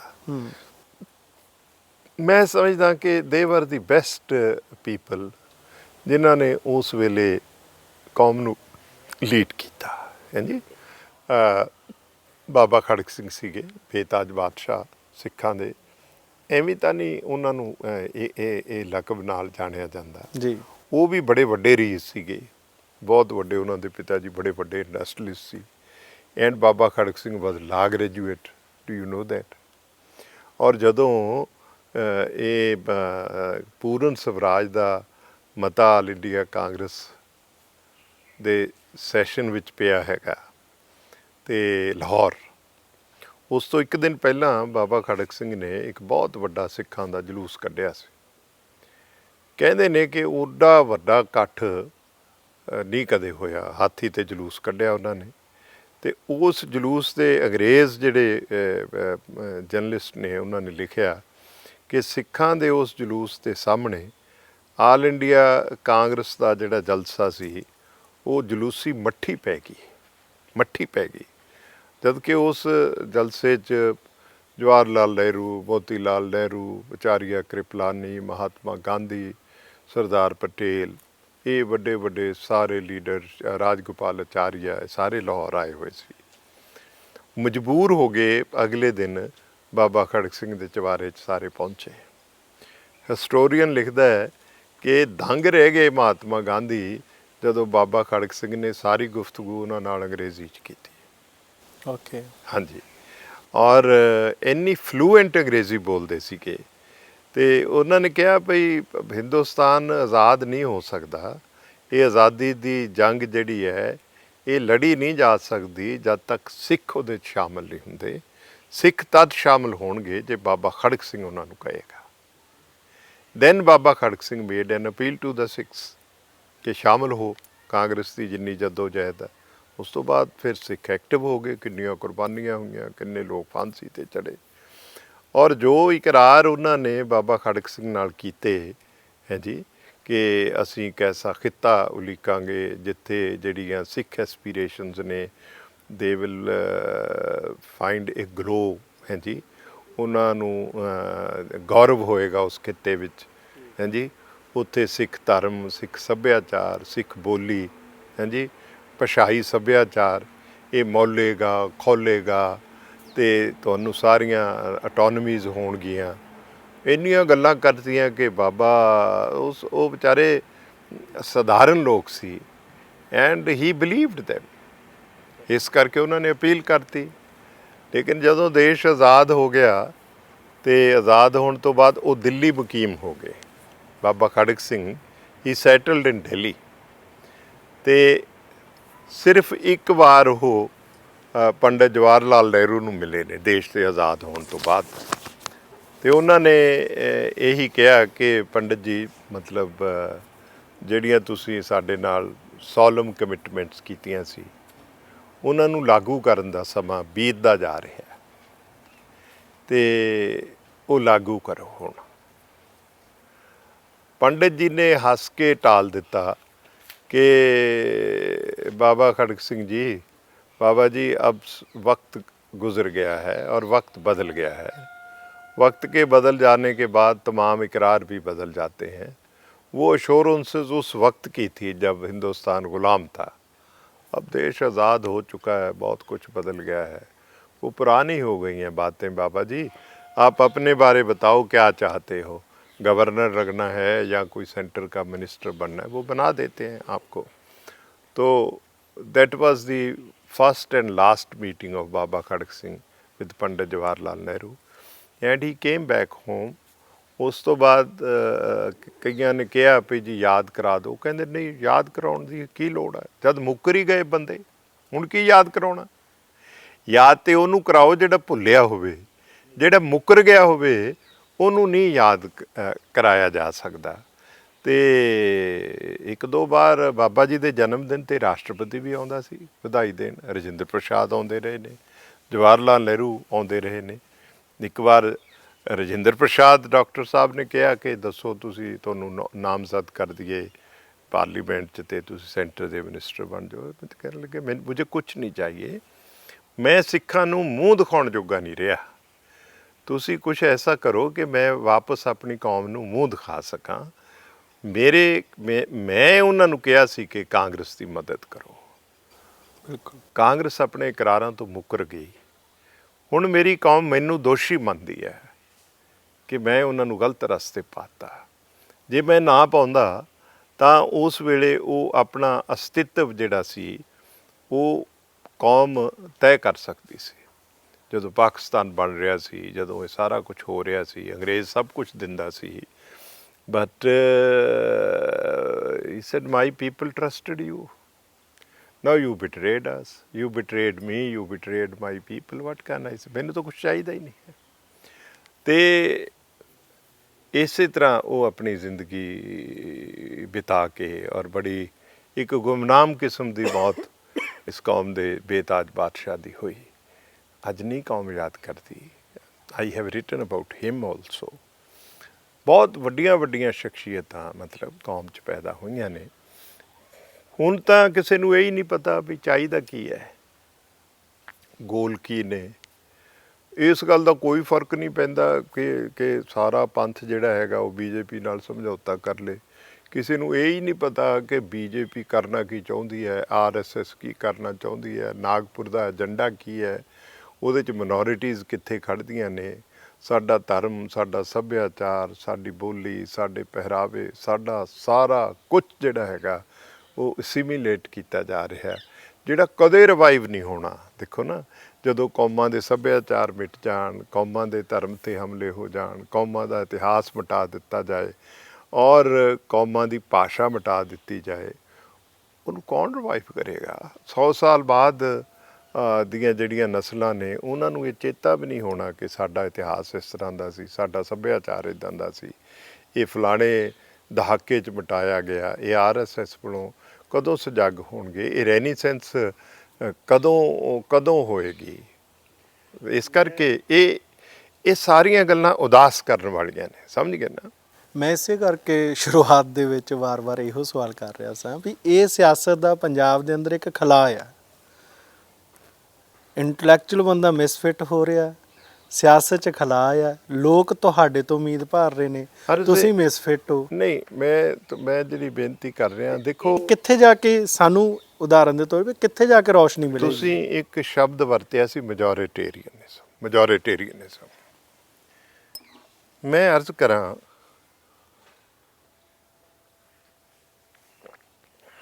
ਦੇਸ਼ ਆਜ਼ਾਦ ਹੋਇਆ, ਕੰਸਟੀਚੂਐਂਟ ਅਸੈਂਬਲੀ ਬਣੀ ਜੀ। ਕੰਸਟੀਚੂਐਂਟ ਅਸੈਂਬਲੀ 'ਚ ਸਿੱਖ ਨੁਮਾਇੰਦੇ ਨਾਮਜ਼ਦ ਕੀਤੇ। ਜਿਹੜਾ ਸੰਵਿਧਾਨ ਦਾ ਖਰੜਾ ਸਰਕੂਲੇਟ ਹੋਇਆ ਉਹਨਾਂ ਨੇ ਸਾਰਿਆਂ ਨੇ ਡਿਸਕਸ ਕੀਤਾ ਔਰ ਬੜੇ ਸਿਆਣੇ ਬੰਦੇ ਸਾਡੇ ਕੰਸਟੀਚੂਐਂਟ ਅਸੈਂਬਲੀ ਦੇ ਮੈਂਬਰ ਭੇਜੇ ਗਏ ਸੀ। ਉਦੋਂ ਇਹ ਨਹੀਂ ਸੀ ਕਿ ਕੋਈ ਐਵੇਂ ਅਨਪੜ੍ਹ ਬੰਦੇ ਕੰਸਟੀਚੂਐਂਟ ਅਸੈਂਬਲੀ। ਸਰ ਭੁਪਿੰਦਰ ਸਿੰਘ ਮਾਨ ਸੀ, ਬਿਲਕੁਲ ਇੱਥੇ ਬੜੇ ਕਰੀਬ ਨੇ। ਉਹ ਬਹੁਤ ਬੁੱਧੀਮਾਨ ਵਿਅਕਤੀ ਸੀ। ਹੀ ਵਾਜ਼ ਏ ਫਾਈਨੈਸਟ ਓਰੇਟਰ। ਅੰਡਰਸਟੈਂਡ ਕਰਦੇ ਸੀ, ਲਾਅ ਨੂੰ ਸਮਝਦੇ ਸੀ, ਸੰਵਿਧਾਨ ਨੂੰ ਸਮਝਦੇ ਸੀ। ਹੋਰ ਬਹੁਤ ਸਾਰੇ ਮੈਂ ਨਾਂ ਗਿਣਾ ਸਕਦਾ ਜਿਹੜੇ ਕੰਸਟੀਚੂਐਂਟ ਅਸੈਂਬਲੀ ਦੇ ਮੈਂਬਰ ਸੀ।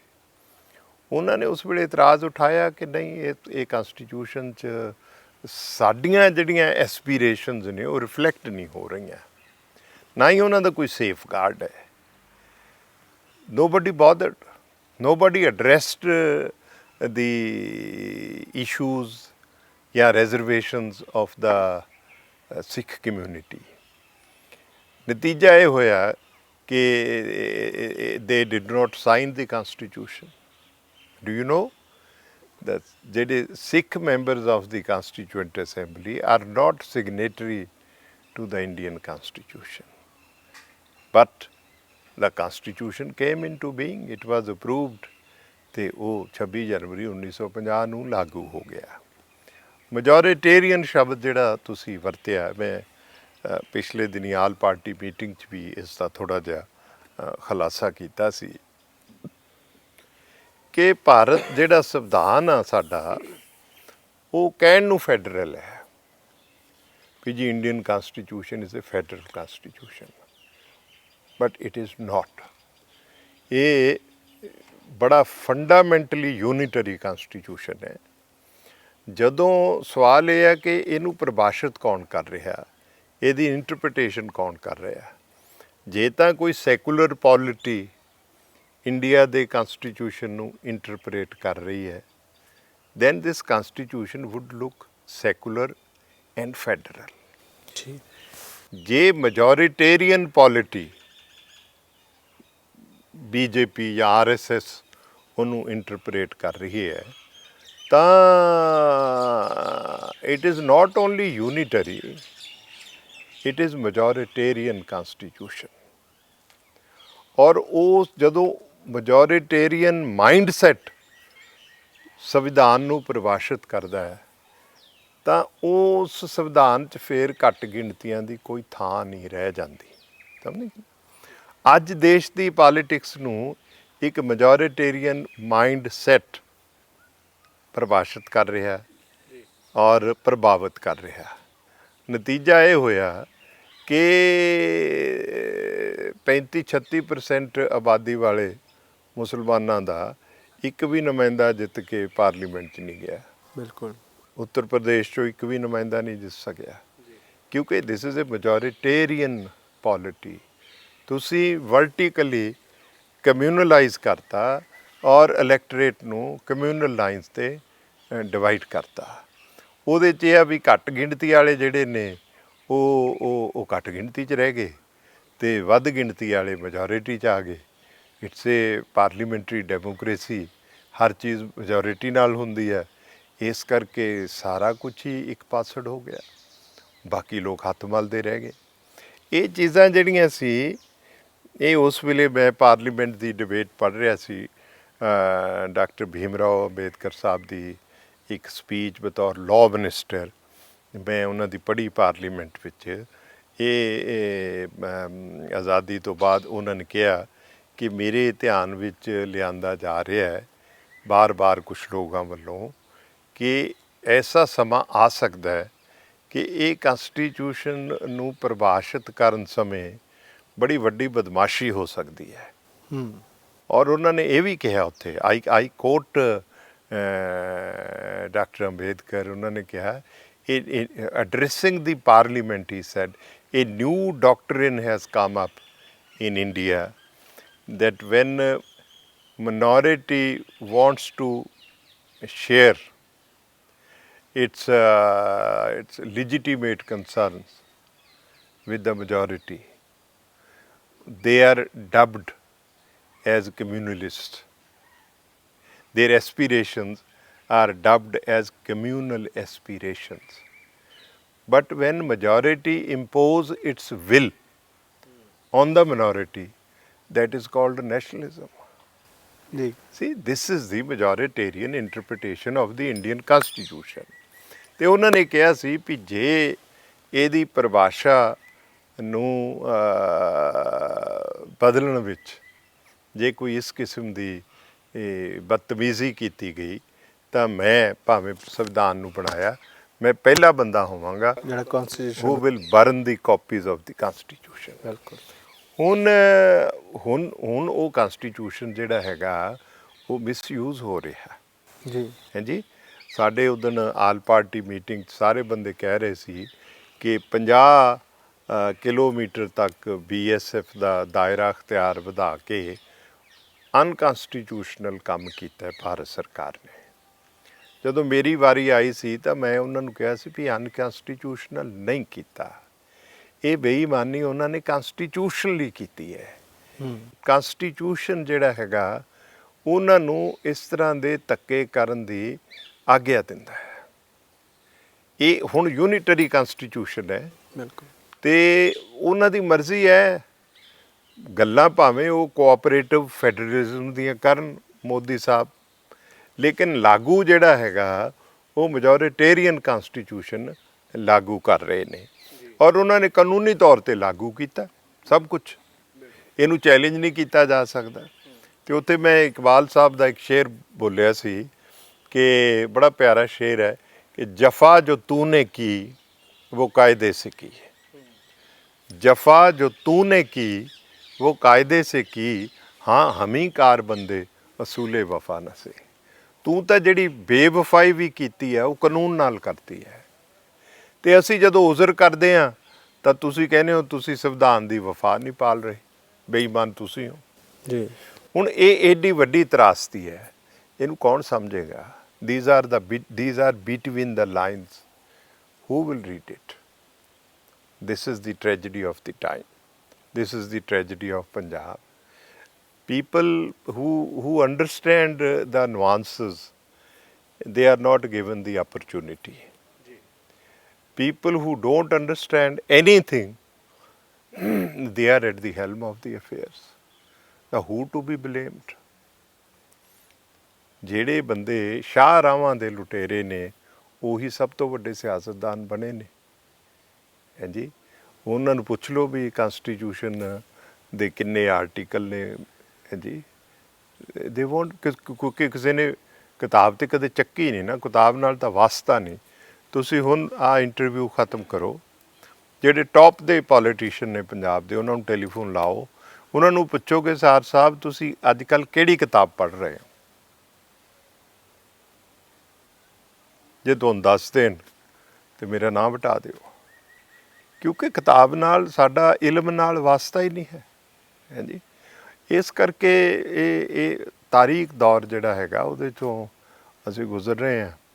ਸਾਡੀ ਤਾਂ ਗੁਜ਼ਰ ਗਈ ਹੈ, ਥੋੜ੍ਹਾ ਬਹੁਤਾ ਸਮਾਂ ਹੋਊਗਾ, ਹੁਣ ਬਹੁਤਾ ਟਾਈਮ ਤਾਂ ਹੈ ਨਹੀਂ, ਲੇਕਿਨ ਇਹ ਅਸੀਂ ਤਬਸਰਾ ਕਰਦੇ ਜਾ ਰਹੇ ਹਾਂ, ਲਿਖ ਵੀ ਰਹੇ ਹਾਂ ਜੀ। ਦੋਸਤ ਕਹਿੰਦੇ ਨੇ ਕਿਤਾਬਾਂ ਲਿਖੋ ਜੀ, ਕਿਤਾਬਾਂ ਛਾਪੋ, ਬੜਾ ਕੁਝ ਲਿਖਿਆ ਪਿਆ। ਉਹਦਾ ਵੀ ਕੀ ਹੋਏਗਾ? ਐਵੇਂ that would be a sad commentary you see on the past. ਅਤੇ ਉਹਦਾ ਕੋਈ ਜਦ ਸੁਣੀ ਨਹੀਂ, ਜਦ ਸੁਣਨਾ ਚਾਹੀਦਾ ਸੀ, ਕੌਮ ਨੇ ਕੋਈ ਗੱਲ ਹੀ ਨਹੀਂ ਸੁਣੀ ਕਿਸੇ ਦੀ। ਇੱਥੇ ਕੋਈ ਸੁਣਦਾ ਹੀ ਨਹੀਂ ਹੈ ਕਿਸੇ ਦੀ।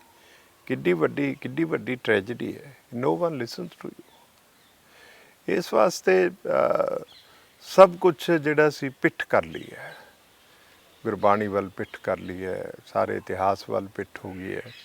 ਠੀਕ ਆ, ਲੋਕਾਂ ਨੇ ਬੜੇ ਹੋਟਲ ਬਣਾ ਲਏ, ਵੱਡੀਆਂ ਸਲਤਨਤਾਂ ਕਾਇਮ ਕਰ ਲਈਆਂ ਨੇ, ਵੱਡੀਆਂ ਟਰਾਂਸਪੋਰਟਾਂ ਕਾਇਮ ਕਰ ਲਈਆਂ ਨੇ, ਦੁਨੀਆ ਦੇ ਵੱਡੇ ਅਮੀਰਾਂ 'ਚ ਨਾਂ ਹੋ ਗਿਆ। ਕੌਮ ਦਾ ਕੀ ਹੈ? ਕੌਮ ਤੋਂ ਕਿਸੇ ਨੇ ਕੀ ਲੈਣਾ? ਮਹਾਰਾਜਾ ਸਾਹਿਬ ਆਪਣੇ, ਉਹ ਜਿਹੜਾ ਬੰਦਾ ਕਦੇ ਮਹਾਰਾਜਾ ਨਹੀਂ ਰਿਹਾ, ਉਹ ਮਹਾਰਾਜਾ ਦੇ ਤੌਰ 'ਤੇ ਦੇਖੋ ਉਹਨੂੰ ਇੰਟਰੋਡਿਊਸ ਕੀਤਾ ਜਾ ਰਿਹਾ। ਨਾ ਉਸ ਨੂੰ ਖੁਦ ਲੱਜਾ ਆਈ, ਨਾ ਜਿਹੜੇ ਲੋਕ ਮਹਾਰਾਜਾ ਸਾਹਿਬ ਕਹਿ ਕੇ ਜੁੱਤੀਆਂ ਚੜ੍ਹਦੇ ਨੇ ਉਹਨਾਂ ਨੂੰ ਤਾਂ ਲੱਜਾ ਹੈ ਹੀ ਕੋਈ ਨਹੀਂ ਹੈ। ਮਤਲਬ ਹੀ ਨੈਵਰ ਕੰਟਰਾਡਿਕਟਡ ਇਟ ਕਿ I was never a maharaja and he was never a maharaja, Amarinder was never a maharaja. Could you tell me? You are also a student of history. ਕੋਈ ਕਿਤਾਬ ਮੈਨੂੰ ਕੱਢ ਕੇ ਦਿਖਾਓ ਇਤਿਹਾਸ ਦੀ 1947 ਤੋਂ ਬਾਅਦ, ਜਦੋਂ ਕੈਪਟਨ ਅਮਰਿੰਦਰ ਸਿੰਘ ਨੂੰ ਦੀ ਅਨੁਆਇੰਟਮੈਂਟ ਹੋਈ ਹੋਵੇ ਐਜ਼ ਮਹਾਰਾਜਾ। ਇੱਥੋਂ ਤੱਕ ਕਿ ਜਦੋਂ ਦੇਸ਼ ਆਜ਼ਾਦ ਹੋਇਆ ਤੇ ਸਭ ਤੋਂ ਪਹਿਲਾਂ ਸ਼ਾਮਲ ਹੋਣ ਵਾਲੀ ਰਿਆਸਤ ਪਟਿਆਲਾ ਸੀ। ਯੈਸ, ਮੇਰਾ ਮਤਲਬ ਇਹ ਕਹਿ ਸਕਦੇ ਹੋ ਵੀ ਉਹ ਪਟਿਆਲੇ ਦੇ ਮਹਾਰਾਜੇ ਦਾ ਪੁੱਤਰ ਹੈ, ਪਰ ਮਹਾਰਾਜਾ ਤੇ ਕਦੇ ਨਹੀਂ ਨਾ ਬਣਿਆ। ਇੱਥੇ ਲੋਕਾਂ ਨੇ ਮਹਾਰਾਜਾ ਸਾਹਿਬ ਕਰਕੇ 9 ਸਾਲ ਬੇੜਾ ਗਰਕ ਪੰਜਾਬ ਦਾ ਕਰ ਦਿੱਤਾ। ਤੁਸੀਂ ਆਹ 4.5 ਸਾਲ ਤਾਂ nothing happened. Era of non governance. These 4.5 ਸਾਲ ਕੈਪਟਨ ਅਮਰਿੰਦਰ ਸਿੰਘ ਦਾ ਰਾਜ, this was an era of non-governance in Punjab. A static chief minister who never came out, ਜਿਹੜਾ ਕਦੇ ਬਾਹਰ ਹੀ ਨਹੀਂ ਨਿਕਲਿਆ। ਇੱਕ ਚੀਜ਼ ਹੋਰ ਮੰਨਦੇ ਹੋ ਜੀ, ਤੁਸੀਂ ਸਿੱਖ ਸਟੂਡੈਂਟ ਫੈਡਰੇਸ਼ਨ 'ਚੋਂ ਆਏ, ਉਹਦਾ ਹਿੱਸਾ ਰਹੇ, ਤੁਸੀਂ ਸਟੂਡੈਂਟ ਪੋਲਿਟਿਕਸ ਨੂੰ ਸੈਲੀਬ੍ਰੇਟ ਕੀਤਾ, ਉਸ ਦੇ ਵਿੱਚ ਕੰਮ ਕੀਤਾ। ਇਸ ਦੌਰ ਦੇ ਅੰਦਰ ਇੱਕ ਵੱਡਾ ਵੈਕਿਊਮ ਇਸ ਕਰਕੇ ਵੀ ਹੈ ਵੀ ਸਾਡੀ ਸਟੂਡੈਂਟ ਪੋਲਿਟਿਕਸ ਹੀ ਨਹੀਂ ਰਹੀ। ਬਿਲਕੁਲ ਠੀਕ ਹੈ। ਮੈਂ ਸਮਝਦਾ ਵੀ ਲਾਸਟ ਜਿਹੜਾ ਕਲਾਈਮੈਕਸ ਸੀ ਪੰਜਾਬ ਵਿੱਚ ਸਟੂਡੈਂਟ ਪੋਲਿਟਿਕਸ ਦਾ, ਉਹ 72-73 ਵਿੱਚ ਸੀ, ਜਦੋਂ ਮੋਗਾ ਗੋਲੀकांड ਹੋਇਆ ਜੀ। ਔਰ ਇੱਕ ਤਾਂ ਇਹ ਹੋਇਆ ਕਿ 66-67 ਜਦੋਂ ਕਮਿਊਨਿਸਟ ਪਾਰਟੀ ਸਪਲਿਟ ਹੋਈ ਨਾ, ਅਤੇ ਉਦੋਂ ਸਟੂਡੈਂਟ ਮੂਵਮੈਂਟ ਵੀ ਸਪਲਿਟ ਹੋ ਗਈ। ਉਹ ਸੱਜਿਆਂ, ਇੱਕ ਸੱਜੀ ਕਮਿਊਨਿਸਟ ਪਾਰਟੀ ਹੋ ਗਈ, ਖੱਬੀ ਕਮਿਊਨਿਸਟ ਪਾਰਟੀ ਹੋ ਗਈ। ਇਸੇ ਤਰ੍ਹਾਂ ਜਿਹੜੀ ਖੱਬੀ ਕਮਿਊਨਿਸਟ ਪਾਰਟੀ ਸੀ ਉਹਨਾਂ ਦੇ ਹਿੱਸੇ ਆ ਗਈ PSU, ਪੰਜਾਬ ਸਟੂਡੈਂਟ ਯੂਨੀਅਨ। ਜਿਹੜੇ ਸੱਜੇ ਸੀ ਉਹਨਾਂ ਨੇ ਬਣਾ ਲਈ ਪੰਜਾਬ ਸਟੂਡੈਂਟਸ ਫੈਡਰੇਸ਼ਨ। ਹਾਂਜੀ, ਅਤੇ ਉਹ ਤਕਸੀਮ ਹੋਣ ਤੋਂ ਬਾਅਦ ਹੀ ਪਤਾ ਲੱਗਿਆ ਵੀ ਇਹ ਜਿੰਨੀਆਂ ਲਹਿਰਾਂ ਨੇ ਉਹ ਕਿਸੇ ਦੀ ਤੰਦ ਤੇ ਚੀਨ ਨਾਲ ਪੀਕਿੰਗ 'ਚ ਜੁੜਦੀ ਹੈ, ਕਿਸੇ ਦੀ ਮਾਸਕੋ 'ਚ ਜੁੜਦੀ ਹੈ। ਇਹ ਉੱਥੇ ਜੁੜੀਆਂ ਹੋਈਆਂ ਲਹਿਰਾਂ ਨੇ ਸਾਰੀਆਂ। ਨਤੀਜਾ ਇਹ ਹੋਇਆ ਕਿ ਜਦੋਂ ਯੂਥ ਜਿਹੜਾ ਸਜੱਗ ਹੋਇਆ ਤੇ ਉਹ ਲਹਿਰਾਂ ਜਿਹੜੀਆਂ ਸੀ ਉਹ ਵਿਗੱਠਣ ਵੱਲ ਤੁਰੀਆਂ ਤੇ ਸਪਲਿਟ ਹੋ ਗਈਆਂ। ਕੁਝ ਲੋਕ ਫਰਸਟ੍ਰੇਟ ਹੋ ਕੇ ਹੋਰ ਐਕਸਟ੍ਰੀਮ ਜਿਹੜੇ ਲੈਫਟਿਸਟ ਮੂਵਮੈਂਟ ਸੀ ਉਹਨਾਂ ਨਾਲ ਜੁੜ ਗਏ, ਕੋਈ ਮਾਰਕਸਿਸਟ, ਕੋਈ ਲੈਨਿਨਿਸਟ, ਕੋਈ ਨੈਕਸਲਾਈਟ। ਤੇ ਸਾਡੇ ਵਰਗੇ ਲੋਕ ਅਸੀਂ ਫੈਡਰੇਸ਼ਨ ਜਿਹੜੀ ਸੀ ਉਹਨੂੰ ਰਿਵਾਈਵ ਕੀਤਾ, ਉਹਦੇ 'ਚ ਕੰਮ ਕੀਤਾ।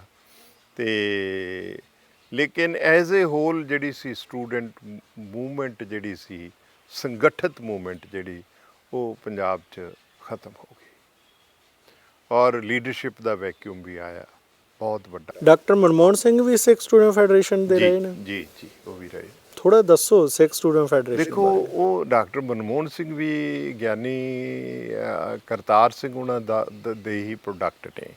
ਹਾਂਜੀ, ਓਕੇ। ਦੇਖੋ, ਡਾਕਟਰ ਨੇਕੀ ਹੋ ਗਏ ਨੇ, ਡਾਕਟਰ ਮਨਮੋਹਨ ਸਿੰਘ ਹੋ ਗਏ, ਬੜੇ ਵੱਡੇ ਵੱਡੇ ਨਾਂ ਨੇ।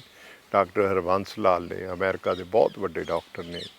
He was also from Sikh student. Even Badal was also from the Sikh Student Federation. Sardar Jasdev Singh Sandhu, Amar Singh Ambalvi, Jagmeet Barad ਹੋਰਾਂ ਦੇ ਫਾਦਰ ਸਰ ਗੁਰਮੀਤ ਸਿੰਘ, ਇਹ ਸਾਰੇ ਮਤਲਬ this was the finest blend of the Sikh polity. ਮਤਲਬ ਇਹਨਾਂ ਬੰਦਿਆਂ ਨਾਲ ਗੱਲਾਂ ਕਰੋ, ਸਵਾਦ ਆਉਂਦਾ ਸੀ, ਅੰਡਰਸਟੈਂਡ ਕਰਦੇ ਸੀ ਸਾਰੇ। ਉਹ ਇੱਕ ਇੱਕ ਕਰਕੇ ਸਾਰੇ ਬਾਹਰ ਹੋ ਗਏ। ਉਹਨਾਂ ਨੂੰ ਇੱਕ ਸਟੇਜ ਤੇ ਇਹ ਕਿਹਾ ਜਾਂਦਾ ਸੀ, ਇਹ ਗਿਆਨੀ ਕਰਤਾਰ ਸਿੰਘ ਦੀ ਬੱਚ ਹੈ ਤੇ ਇਹਨਾਂ ਨੂੰ ਪਾਸੇ ਕਰੋ, ਹੈ ਜੀ। ਓਕੇ। ਹੌਲੀ ਹੌਲੀ ਉਹ ਬੰਦੇ ਮਤਲਬ ਬਾਹਰ ਚਲੇ ਗਏ ਮਾਰਜਨ ਤੋਂ। ਉਸ ਤੋਂ ਬਾਅਦ ਕੋਈ ਲੀਡਰ ਐਸਾ ਨਹੀਂ ਆਇਆ ਜਿਹਨੇ ਗਰੂਮ ਕੀਤੇ ਹੁਣ ਸਿੱਖ ਲੀਡਰ। ਮਤਲਬ ਇਤਫਾਕਨ ਲੋਕ ਆ ਗਏ ਆਪਣੀ ਕਾਰਾਗਰੀ ਨਾਲ, ਮੈਨੂਪੂਲੇਸ਼ਨਸ ਦੇ ਨਾਲ। People have been coming. ਜਾਂ ਇਹ ਜਿਹੜੇ ਫਿਊਡਲ ਲਾਰਡਸ ਨੇ, ਇਹਨਾਂ ਦੀ ਬੂਟ ਲੀਕਿੰਗ ਕਰਕੇ ਜਿਹੜੇ ਬੰਦੇ ਆਏ ਅਤੇ ਉਹਨਾਂ ਨੇ ਕਮਰਸ਼ੀਅਲ ਪੋਲੀਟਿਕਸ ਕੀਤੀ। ਉਸ 'ਚੋਂ ਆਪਣੀਆਂ ਸੰਪਤੀਆਂ ਬਣਾਈਆਂ, ਜਾਇਦਾਦਾਂ ਬਣਾਈਆਂ। ਫਿਰ ਜਦੋਂ ਰੁਝਾਨ ਤੁਹਾਡਾ ਜਿਹੜਾ ਹੈਗਾ ਉਹ ਕ੍ਰੀਏਟਿਵ ਇੰਪਲਸਸ ਵੱਲ ਚਲਾ ਜਾਏ, ਦੌਲਤਾਂ ਬਣਾਉਣ ਵੱਲ ਚਲਾ ਜਾਏ, ਫਿਰ ਸੇਵਾ ਔਰ ਕੋਈ ਨਿਸ਼ਾਨਾ ਸਟੇਟ ਵਾਸਤੇ, ਕੌਮ ਵਾਸਤੇ, ਉਹ ਸਭ ਕੁਛ ਓਝਲ ਹੋ ਜਾਂਦਾ। ਅੱਜ ਜੇ ਮੈਂ ਤੁਹਾਨੂੰ ਸਵਾਲ ਕਰਾਂ ਕਿ can you name one person ਜਿਹੜਾ ਸਿੱਖ ਕਮਿਊਨਿਟੀ ਬਾਰੇ ਸੋਚਦਾ ਹੋਵੇ, ਦਰਦਮੰਦ ਹੋਵੇ, ਜਿਹਦੀ ਗੱਲ ਕਮਿਊਨਿਟੀ ਸੁਣਦੀ ਹੋਵੇ, ਪੂਰੀ ਕਮਿਊਨਿਟੀ ਜਿਹਦੀ ਗੱਲ ਤਵੱਜੋ ਨਾਲ ਸੁਣਦੀ ਹੋਵੇ, can you name one person? ਬਿਲਕੁਲ, ਦੇਰ ਇਜ਼ ਨਨ।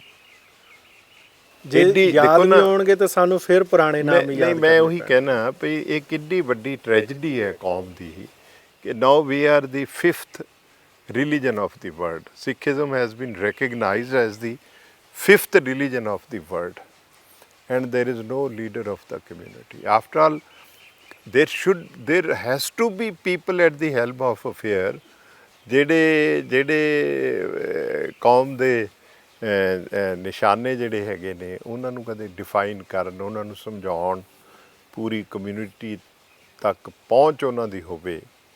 ਨਹੀਂ, ਪਿਗਮੀਜ਼ ਹੈਵ ਟੇਕਨ ਓਵਰ। ਇਸ ਦੌਰ ਦਾ ਜਿਹੜਾ ਯੂਥ ਹੈ, ਨੌਜਵਾਨ ਹੈ, ਇਹਦਾ ਤੇ ਪੋਲਿਟਿਕਸ ਦੇ ਅੰਦਰ ਤੁਹਾਨੂੰ ਕੀ ਲੱਗਦਾ, ਕੀ ਕਨਫਿਊਜ਼ਨ ਹੈ, ਕੀ ਕਲੈਰਿਟੀ ਹੈ, ਜਾਂ ਮੈਜੋਰੀਟੇਰੀਅਨ ਜਿਹੜੀਆਂ ਲੜਾਈਆਂ ਨੇ ਉਹ ਕਮਿਊਨਿਸਟ ਵਰਸਸ ਬਹੁਤ ਸਾਰੀਆਂ ਇਸ ਤਰ੍ਹਾਂ ਦੀਆਂ ਬਣ ਗਈਆਂ? ਦੇਖੋ, ਗੱਲ ਇਹ ਹੈ, ਕਮਿਊਨਿਸਟਾਂ ਦਾ ਵੀ ਕਦੀ ਇਹ ਸੋਚੀ, ਮਤਲਬ ਸਾਡੇ ਕੋਲ ਨਾਮ ਹੈ ਵੀ ਧਾਰਮਿਕ ਹੋਣਾ ਇੱਕ ਵੱਖਰੀ ਚੀਜ਼ ਹੈ, ਕਮਿਊਨਿਸਟ ਇੱਕ ਪੋਲੀਟੀਕਲ ਪ੍ਰੈਕਟਿਸ ਹੈ, ਉਹਦੇ ਅੰਦਰ ਅੰਮ੍ਰਿਤਧਾਰੀ ਬੰਦੇ ਵੀ ਹੁੰਦੇ ਸੀ। ਉਸ ਤੋਂ ਬਾਅਦ ਤਾਂ ਲਗਾਤਾਰ ਕਮਿਊਨਿਸਟ, ਨਾਸਤਿਕਤਾ, ਇਹ ਸਾਰੀ ਇੱਕ ਚੀਜ਼ ਹੋ ਗਈ ਹੈ। ਪੋਲੀਟਿਕਸ ਵੀ ਭੰਬਲ ਭੁੱਸੇ 'ਚ ਹੈ। ਈਵਨ ਮਤਲਬ ਕਿ ਕਮਿਊਨਿਸਟਾਂ ਦੀ ਪੋਲੀਟਿਕਸ ਦੇ ਅੰਦਰ ਵੀ ਕੋਈ ਅਚੀਵਮੈਂਟ ਉਸ ਤਰ੍ਹਾਂ ਦੀ ਮਹਿਸੂਸ ਨਹੀਂ ਹੁੰਦੀ, ਨਾ ਹੀ ਉਹ ਪੰਥਕ ਪੋਲੀਟਿਕਸ ਦੇ ਅੰਦਰ ਮਹਿਸੂਸ ਹੁੰਦੀ ਹੈ। ਪੰਜਾਬ ਦਾ ਨੌਜਵਾਨ ਬਤੌਰ ਪੋਲੀਟੀਸ਼ੀਅਨ ਜਾਂ ਬਤੌਰ ਸਿਆਸੀ ਜੇ ਉਹਨੇ ਕੁਛ ਤਰਾਸ਼ਣਾ ਹੋਵੇ ਤਾਂ ਇੱਕ ਵੱਡਾ ਭੰਬਲ ਭੁੱਸਾ ਤਾਂ ਹੈ ਹੀ। ਨਹੀਂ, ਦੇਖੋ, we have not offered anything to the youth. ਔਰ ਯੂਥ ਜਿਹੜਾ ਹੈਗਾ ਉਹ ਕੰਪਲੀਟਲੀ ਐਲੀਨੀਏਟਡ ਹੋ ਗਿਆ फ्राम बॉडी पॉलिटिक, क्योंकि कोई ऐसी चीज़ नहीं हो रही ਜਿਹੜੀ ਯੂਥ ਨੂੰ ਇੰਸਪਾਇਰ ਕਰਦੀ ਹੋ, ਜਿਹੜੀ ਯੂਥ ਨੂੰ ਅਟਰੈਕਟ ਕਰਦੀ ਹੋਵੇ। ਯੂਥ ਇਹ ਮਹਿਸੂਸ ਕਰਦਾ ਇਟਸ ਆਲ ਫਾਲਸਹੁੱਡ, ਇਹ ਝੂਠੇ ਨੇ ਲੋਕ, ਇਹ ਲਾਰੇ ਲਾਉਂਦੇ ਨੇ ਲੋਕ, ਬਿਕੋਜ਼ ਯੂ ਸੀ ਡਿਲੀਵਰੀ ਤਾਂ ਕਿਸੇ ਚੀਜ਼ ਦੀ ਕੋਈ ਹੈ ਨਹੀਂ, ਕ੍ਰੈਡੀਬਿਲਟੀ ਜ਼ੀਰੋ ਹੋ ਗਈ ਲੀਡਰਸ਼ਿਪ ਦੀ। ਹੁਣ ਜੇ ਕ੍ਰੈਡੀਬਿਲਟੀ ਹੋਏਗੀ ਕਿਸੇ ਦੀ ਤਾਈਓ ਗੱਲ ਬਣੇਗੀ ਨਾ। ਜਦ ਲੀਡਰਸ਼ਿਪ ਦੀ ਕ੍ਰੈਡੀਬਿਲਟੀ ਨਹੀਂ ਹੈ ਤਾਂ ਫਿਰ ਉਸ ਡੈਮੋਕ੍ਰੇਸੀ ਦਾ ਕੀ ਫਾਇਦਾ ਜਿੱਥੇ ਡੈਮੋਕ੍ਰੈਟਿਕ ਲੀਡਰਸ ਦੀ ਕੋਈ ਕ੍ਰੈਡੀਬਿਲਟੀ ਨਹੀਂ। ਦੇयर इज़ नो ਰਿਸਪੈਕਟੇਬਿਲਿਟੀ, ਦੇ ਟੈਲ ਲਾਈਜ਼, ਦੇ indulge in corruption, they loot the state, they loot the people, they have no vision, they have no planning, they have no future perspective for the state or for the generation. There is no policy, there is no education policy in the state, there is no lingual policy in the state, there is no employment policy in the state. Hence there are no opportunity for the youth. And youth is disenchanted, alienated, totally disappointed, and they have no interest in politics. ਹੁਣ ਜੇ democratic ਜਿਹੜਾ country ਹੈ ਜਿੱਥੇ parliamentary democracy ਹੈ ਉਹਦੇ 'ਚ ਸਾਰੇ ਦਾ ਸਾਰਾ ਯੂਥ ਇਨਚੈਂਟਡ ਹੋ ਜੇ ਤੇ ਡਿਸਅਪੁਆਇੰਟਡ ਹੋ ਜੇ, ਫਿਰ ਤੁਸੀਂ ਕਿਹੋ ਜਿਹਾ ਭਵਿੱਖ ਦੇਖਦੇ ਹੋ? ਕਿ ਇਸ ਵਾਸਤੇ ਸਾਰੀਆਂ ਗੱਲਾਂ ਬਹੁਤ ਫਿਕਰ ਕਰਨ ਵਾਲੀਆਂ ਨੇ, ਸਟੇਟ ਲੈਵਲ 'ਤੇ ਵੀ, ਦੇਸ਼ ਦੀ ਪੱਧਰ 'ਤੇ ਵੀ। ਔਰ ਜੋ ਜ਼ਹਿਰ ਜਿਹੜਾ ਹੈਗਾ ਉਹ RSS ਜਾਂ BJP ਘੋਲ ਰਹੀ ਹੈ, ਉਹ ਤਾਂ ਹੋਰ ਵੀ ਬਹੁਤ ਭਿਆਨਕਤਾ ਵੱਲ ਨੂੰ ਦੇਸ਼ ਨੂੰ ਲਿਜਾ ਰਹੀ ਹੈ। ਅਤੇ ਜਿੱਥੇ ਮਤਲਬ ਮੈਜੋਰਿਟੀ ਜਿਹੜੀ ਹੈ ਉਹ ਇਹ ਮਹਿਸੂਸ ਕਰਨ ਲੱਗ ਜੇ ਕਿ ਜੇ ਮਿਨੋਰਿਟੀਜ਼ ਦਾ ਰੋਲ ਹੀ ਕੋਈ ਨਹੀਂ ਹੈਗਾ ਅਤੇ ਉਹ ਫਰੀਡਮ ਫਿਰ ਬੇਮਾਨਾ ਹੋ ਜਾਏਗੀ, ਹੋ ਹੀ ਰਹੀ ਹੈ।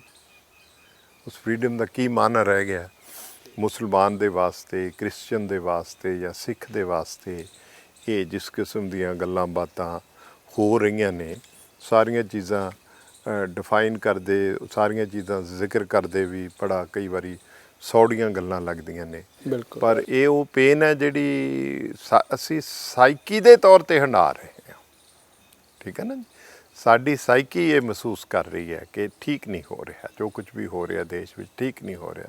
ਬਿਲਕੁਲ। ਅਤੇ ਤੁਸੀਂ ਬਾਹਰ ਗੱਲਾਂ ਹੋਰ ਕਰੋ, ਅੰਦਰੋਂ ਗੱਲਾਂ ਹੋਰ ਕਰੋ। ਹੈ ਜੀ, ਜਦੋਂ ਮਤਲਬ ਮੈਨੂੰ ਕਈ ਵਾਰੀ ਇਹ ਗੱਲ ਬੜੀ ਹੌਂਟ ਕਰਦੀ ਹੈ ਕਿ UP ਚੋਣਾਂ ਹੋ ਰਹੀਆਂ ਨੇ, ਪ੍ਰਾਈਮ ਮਿਨਿਸਟਰ ਸ਼ਮਸ਼ਾਨਾਂ ਅਤੇ ਕਬਰਸਤਾਨਾਂ ਦੇ ਹਵਾਲੇ ਦੇ ਰਿਹਾ ਹੈ।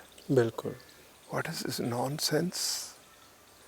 Nobody ever stopped the Prime Minister not to talk on those lines. These are sectarian lines. शमशान और कब्रिस्तान कहाँ आ गए भाई?